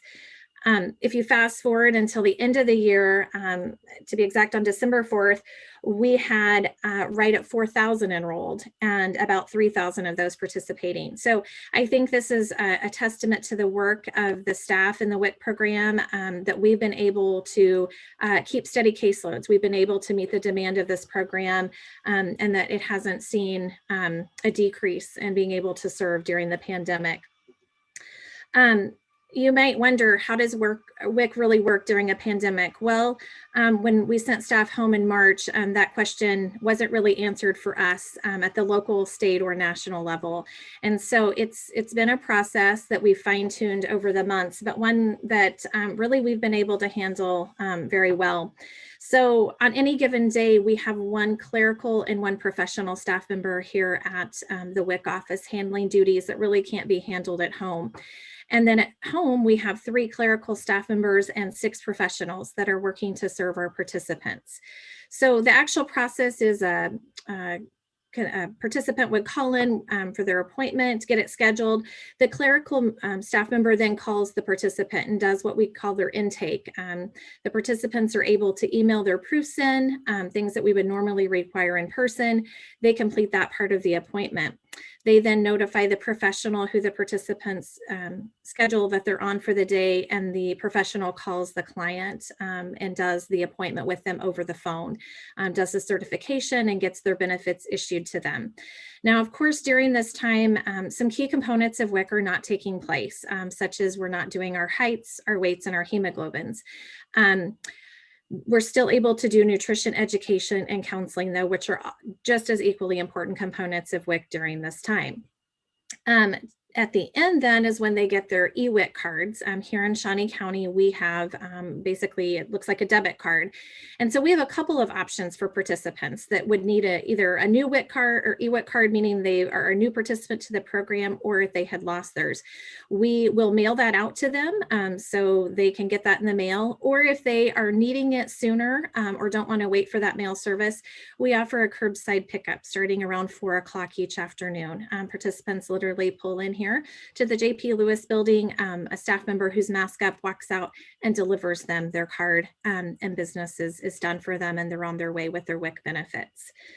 Part of how this came about is the USDA is who governs WIC at the federal level. And in March 23rd to be exact, they waived the physical presence requirement for WIC. So that allowed us to be able to complete these appointments without the participant actually being on site and in the office to do those. The first waiver ended in May. Then we went on a month-to-month basis. So we went through June, and then we went through July. During each of those months, we started doing preliminary planning in the event that we were going to need to bring participants and staff members back here to the office. That ended up not happening. Eventually, the waiver happened to get 2 months, and so that put us out till the end of September. We went ahead and made modifications to the area here. So we now have an enclosed glass area for our WIC clerical that we'll sit in. That's permanent, and the staff report really liking it. But at that time, at the end of September, the federal government decided to not put a date on that. And instead, it's written that this waiver will not expire until 30 days after the expiration of the public health emergency. And so that public health emergency, as we know, was just reinstated January 21st. So right now, those are good for 90 days. So we are looking internally here that we would not be bringing participants back until about mid-May. That's with the understanding, though, that that public health emergency can be renewed should it expire in April. So our total families that we have served, I did pull these numbers just so you can know, we've served just over 7,500 families in a period from April through December is the numbers I pulled. So as I mentioned, we've really been able to keep up with it and handle it. It's definitely been some unconventional ways of doing business in the WIC program, but I couldn't be prouder of the staff that has been doing this. I also want to mention our clerical staff. We also track calls, and we didn't start tracking calls for them until about July, but from July through December, our clerical staff has fielded over 9,500 calls from participants. So again, a huge shout out to the WIC staff here. They've done a phenomenal job in being able to handle the WIC participants and keeping this program just going on and making sure those that are eligible are receiving the benefits that they should. With that, I'm happy to answer any questions you might have. Teresa, thank you for all the work that you guys are doing and continuing to do. Any questions for Teresa regarding women, infant, children, WIC programs? Okay. No questions from me, All right. but thank you. You're welcome. Yeah, thank you for your work. Thank you, commissioners.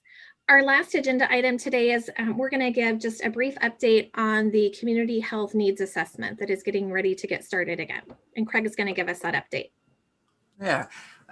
Good afternoon, commissioners. I think I'm our last presenter, and then you guys can go back to not having to deal with us from the health department for a little bit. So this is an exciting update for me. I think this is the health needs assessment and the subsequent community health improvement planning processes have always been a passion of mine here for our community to ensure that we are getting representative data from our community members to then develop targeted goals, outcomes, and strategies, as well as interventions for our community to improve the health and wellness of our entire community. So throughout the entire pandemic, the planning process for the community health needs assessment has still been ongoing.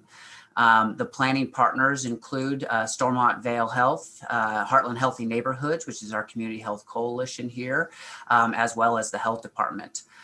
We will have other community partners, a large contingent of them across our community that will be coming on board to help us execute the surveys and other pieces during the needs assessment. Just as kind of a refresher, the community health needs assessment is done every 3 years. It is a requirement of nonprofit hospitals and a requirement of the health department's accreditation process. But like I mentioned, the real reason we do this, and even before we had looked at the accreditation for our community, was to gather that meaningful and actionable items or information directly from our community and our constituents here as to what their specific health needs are so that we can develop those interventions.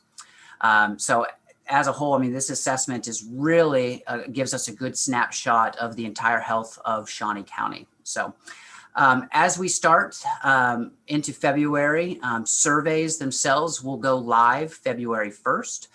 So we would encourage the public to take part in that. There will be both surveys available through a multiple means. SurveyMonkey, QR codes will be out. There'll be some advertisement. Paper copies will be distributed through community partners across the community. And that'll happen throughout the month of February. We will have both the links to the English and the Spanish survey available as well on the Shawnee County Health Department webpage. They will be on the Stormville Health webpage. And I'm sure as more entities post those, we will get that information out as well. Of course, they'll all be shared as well through our social media outlets. During that same survey process, the planning team is hosting roundtables. These are discussions with targeted groups that were underrepresented in our last assessments, and to ensure that we get a wide variety of feedback from our community at large. And so those roundtables are ongoing now and will last through the month of February as well. Then second to that, so that'll be a kind of our primary data collection process, if you will. There'll be some secondary and tertiary data that is collected as well to ultimately compile the whole final report for the needs assessment. And that'll include specific county demographic information as we normally include, but also information for the county health rankings.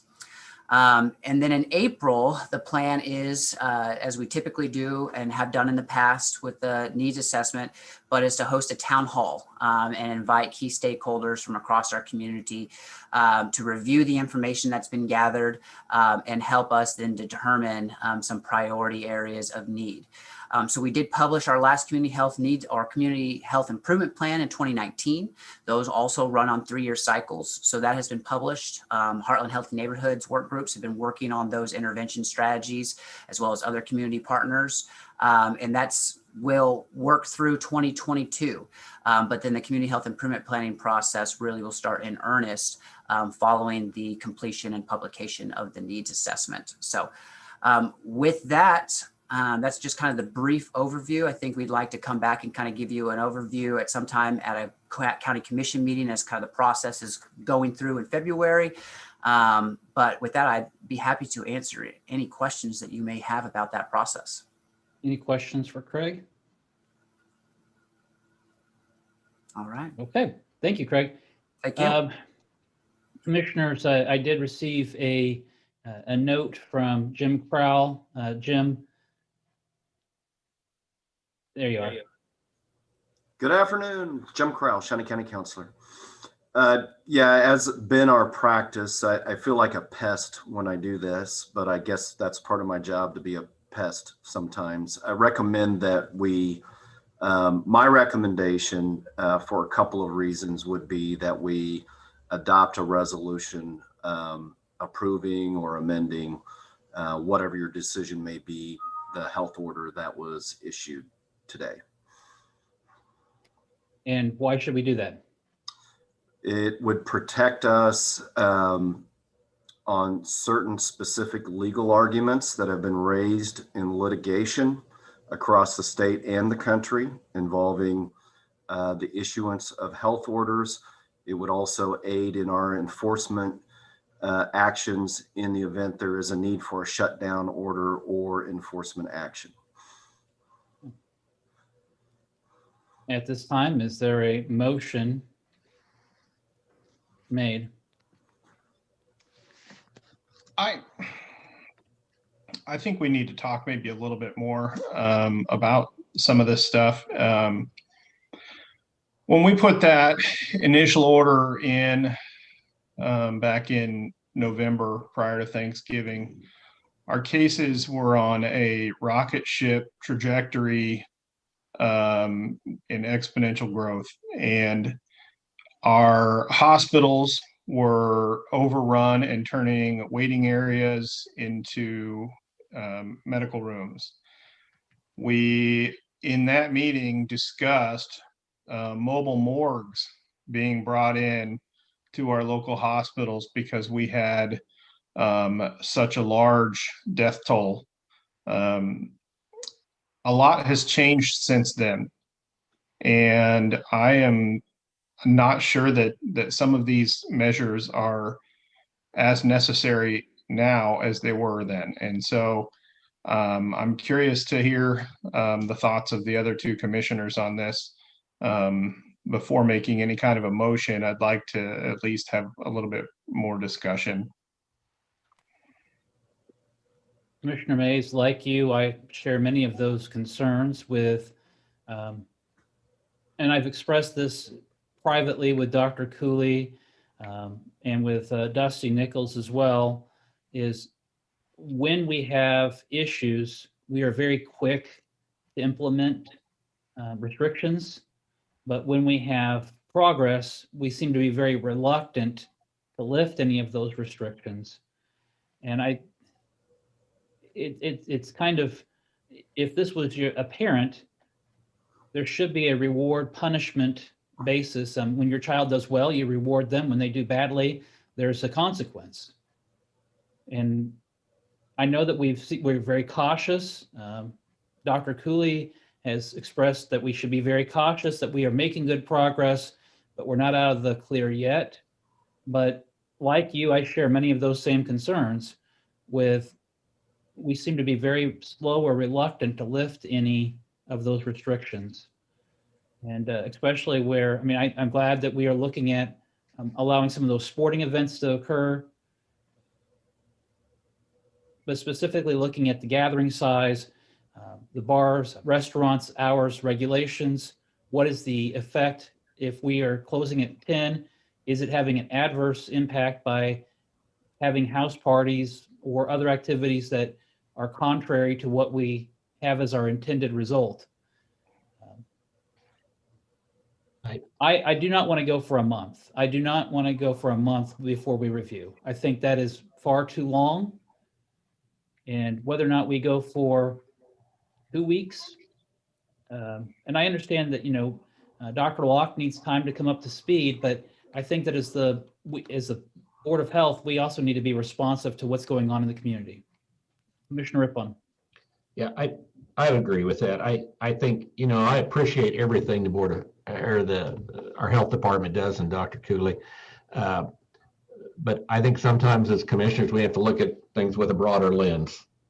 And, they're concerned about the virus and controlling it. But we also have other issues in the county that, businesses that are hurting. And, is another hour in a bar going to really make a difference? Or a restaurant, or, how many kids are in a sporting event? I don't know. But I just think we need to be flexible and be able to kind of bounce with the tide here. So I too would hate to wait a month. I would like to keep reviewing this. I mean, we're in a pandemic, so we have to. It's not like a monthly meeting. We need to be able to move quickly. So, Dr. Cooley, I see you're back. Thoughts, comments, I've been. contributions? Well, I think that certainly an option would be for you to take a 2 week to keep the health order as it is for 2 weeks and reevaluate it. You're going to get, again, that'll be after the Super Bowl. You'll get, I think, a better idea of, are you continuing to trend down? You may find out in 2 weeks that you're into the out of the red zone. And so I mean, I think that certainly would be an option that you might want to consider. Commissioner Mays? I think that before we do that, I think we need to look at, what do we see as the most impactful of the measures in this? Dr. Cooley, what is, in your opinion, what is the absolute most important piece of this that we should not touch? If we were to make changes today, what is the one thing that you think is absolutely essential to the effectiveness of this order? I think you have to, mass gathering, I think, is the most important thing that you can do right now. And I think because that is, I think that's going to tell people, that give them an idea that no, getting in large groups is not the way to do it. And so I think if that is the most important, is the mass gathering. And I think that especially with things coming on, if you increase mass gathering, what that's going to do is that's just going to open it up even more. So I think that's the prime thing. I still think that having those bars closed till 10, I think is just right behind it. And I think that, but I do think that gathering is probably the most important thing.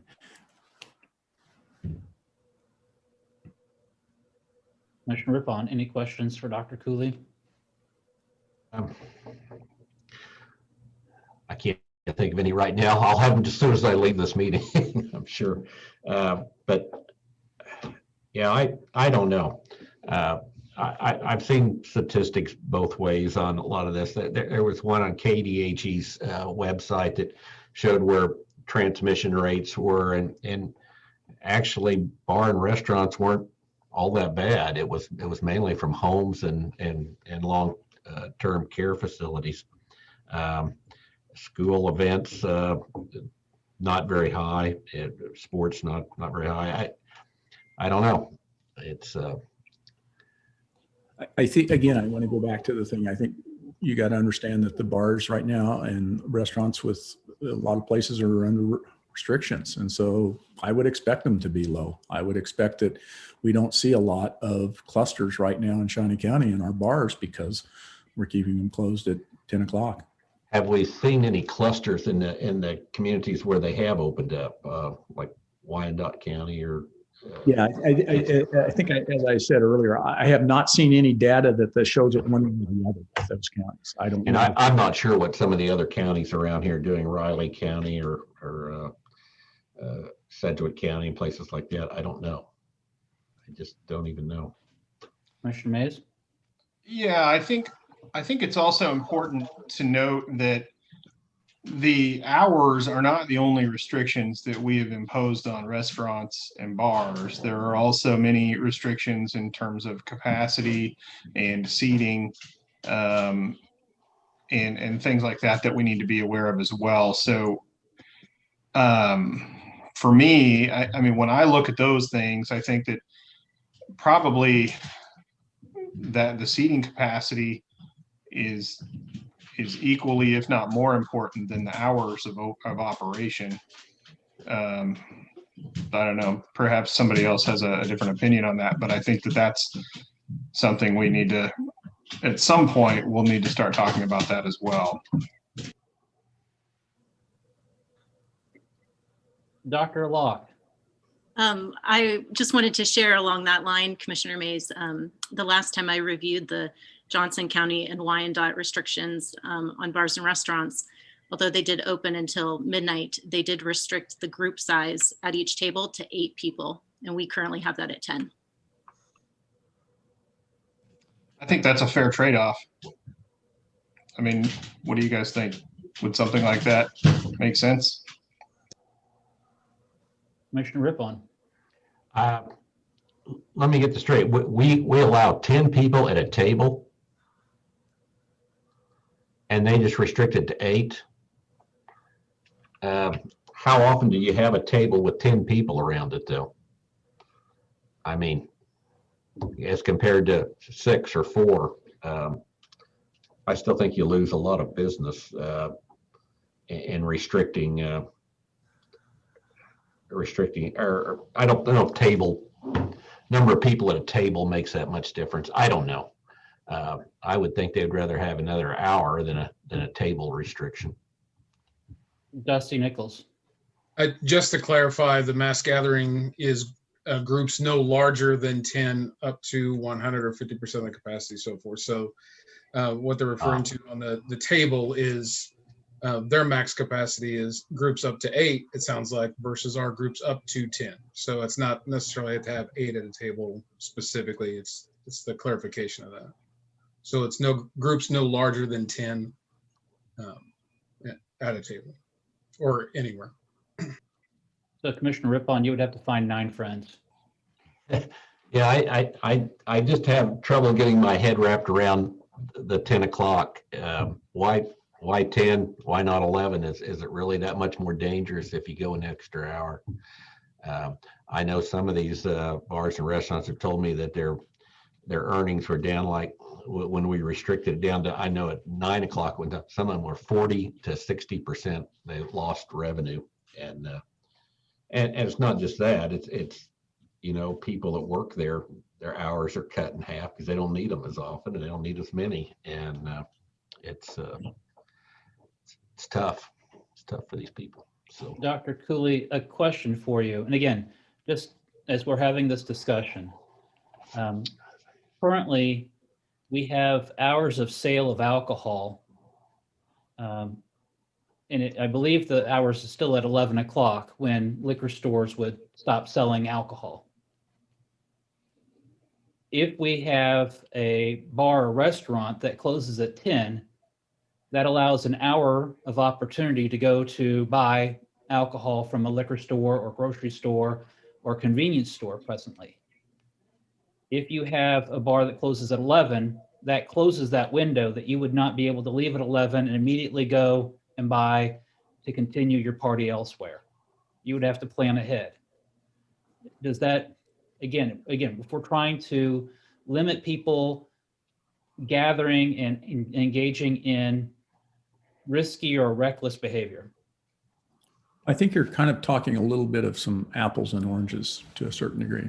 So in bars and restaurants, not only, they try to limit you to the group that you're with, but the truth is that you have a lot of other people who you normally aren't with. Odds are you're not going to invite that whole group to your home. If you go home and you stop at the liquor store and get liquor people go to bars, not necessarily for the liquor, quite frankly, because they can get that much cheaper at a liquor store. They go there for the social interaction. And so really what you're doing is you're decreasing that. And to say that, well, everybody that goes home, that when a bar closes at 10, that everybody is going to end up going home and have a party at home, I think is wrong. I don't think you can say that that's going to happen. I'm not saying it wouldn't happen occasionally, but I'm not sure that you could say that that always happens or that the vast majority of the time that's going to happen. So I kind of don't think that fits. yeah, I somewhat agree with that. I think it's a different crowd at 10 o'clock. But they're a younger crowd. They come out at 10 o'clock. They're probably just going directly to a liquor store than someone's house. Probably what they're doing. I think the crowd you have in a bar up to 10 o'clock is different. I think it's just a different age group and everything. But I think it's a lot of speculation. I don't have data that could say. I don't either. And so, we're trying to speculate some things. What we do know, we know that bars and restaurants, by the data, they do have higher transmission rates. And so, and again, part of that may have to do with the fact that it's not the group that you're with, it's the group that are around you too. And even though you try to distance and you don't have your masks on all the time, there is some, we know that there's probably aerosolization and some spread. Bars can try to do, and they can do everything right. I think this has been pointed out. They can really work, and just like earlier today when that discussion was, they can do everything right and you can still get a significant amount of spread there. It's just from the bars and restaurants. From the data I've seen, yeah, you have some little spikes for different venues, but it's the nursing home facilities and long care facilities. That's where it's an enormous spike compared to everything else. And that's the area I think that most of the emphasis needs to be put on, the restrictions or guidelines or vaccinations, everything. I think that has to be your main focus, and that they're your highest death rate. I don't know. I just hate to keep our thumb on these businesses forever, when I think the real problem is the people who are the most vulnerable, the ones who have medical conditions and the elderly. And rip on. And I think in the past, though, the concern has been the staff members of the nursing facilities or the vulnerable population, that if the staff members are going out to the bars or if the staff members are going to house parties, that they become infected and then they bring it into the nursing facilities, which causes the greater infection. You're exactly right. But maybe that's where more restrictions from the long care housing facilities or nursing homes, they need to be more restricted with their employees. Say, hey, we don't want you bringing things in here. You need to be tested more. You need to be in the line to get the vaccines. But that is the population that really needs to be protected, however you do that. They're the vulnerable ones. If you look at statistics on who has died from this, it's elderly and people with comorbidities. And not that can't happen in a bar, but there's a huge difference. There still seems to be a bit of randomization to the impacted as we are still learning more about the virus, though. Oh, I know. Commissioner Mays, going back to the discussion and keeping us on task, do you have thoughts regarding the current restrictions or health order, rather? Again, looking at our hour, I think really what we're down to is we're discussing bars and restaurants, gathering sizes for bars and restaurants at tables. Well, keeping in mind that, you know, Dr. Cooley said gatherings are the number one, you know, concern. I think it's important that we just go ahead and keep the gathering sizes the same. Dr. Locke mentioned, you know, those other orders, maybe limiting the number of people allowed to sit at the same table in a restaurant to 8. I guess that's a possibility, but I think that if we do that, I think that we probably ought to do a give and take and extend the hours of operation. And then I also think that if we're going to do anything, I think a month is a long time for us to, you know, sit here when so much can change. I mean, as we've seen, you know, things change overnight. It seems like. So, I mean, we've traditionally done 2-week cycles on everything. I think that would probably be an appropriate length of time to extend the order for. I think it's just a matter of the details. And so I think if we were to extend the hours, I don't know. I mean, you mentioned 11 o'clock. We could do 11 o'clock. I know that there are people that would prefer we do 2 a.m. again. I don't see that happening. So,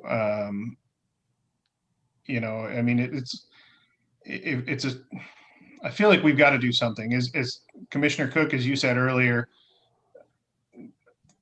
there has to be sort of a punishment versus reward, I guess you could say, in terms of giving something back to reward people for the sacrifices they've made at this point. And so I don't know, maybe we do 11 o'clock with how about, should we make a motion and then do amendments one by one in terms of different items?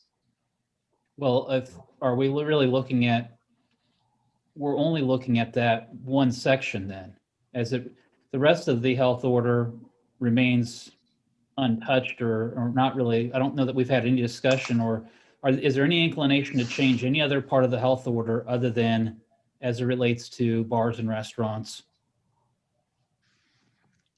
I don't have anything at this time.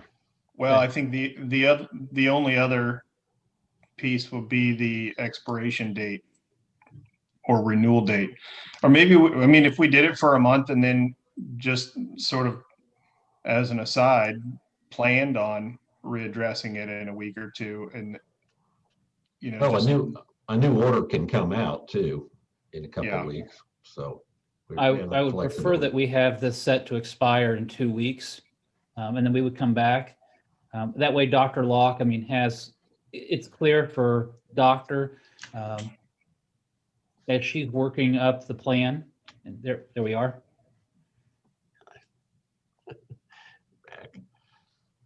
And I know that again, it's going to take a moment for you to come up to speed, and we anticipate that. But having this being reviewed on a 2-week basis as opposed to a month-long basis, again, being more responsive to what is going on in the community and knowing that it takes a moment, whatever we do has impacts that take a moment to be realized.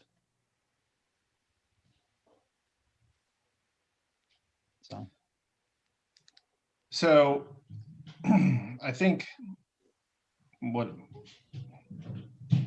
I don't know, I guess as chairman, why don't you tell us Okay. how you want to proceed? Well, I hear what you're saying, Commissioner Mays, is a motion to amend the bar hour from 10 o'clock to 11 o'clock, but restrict the seating at the,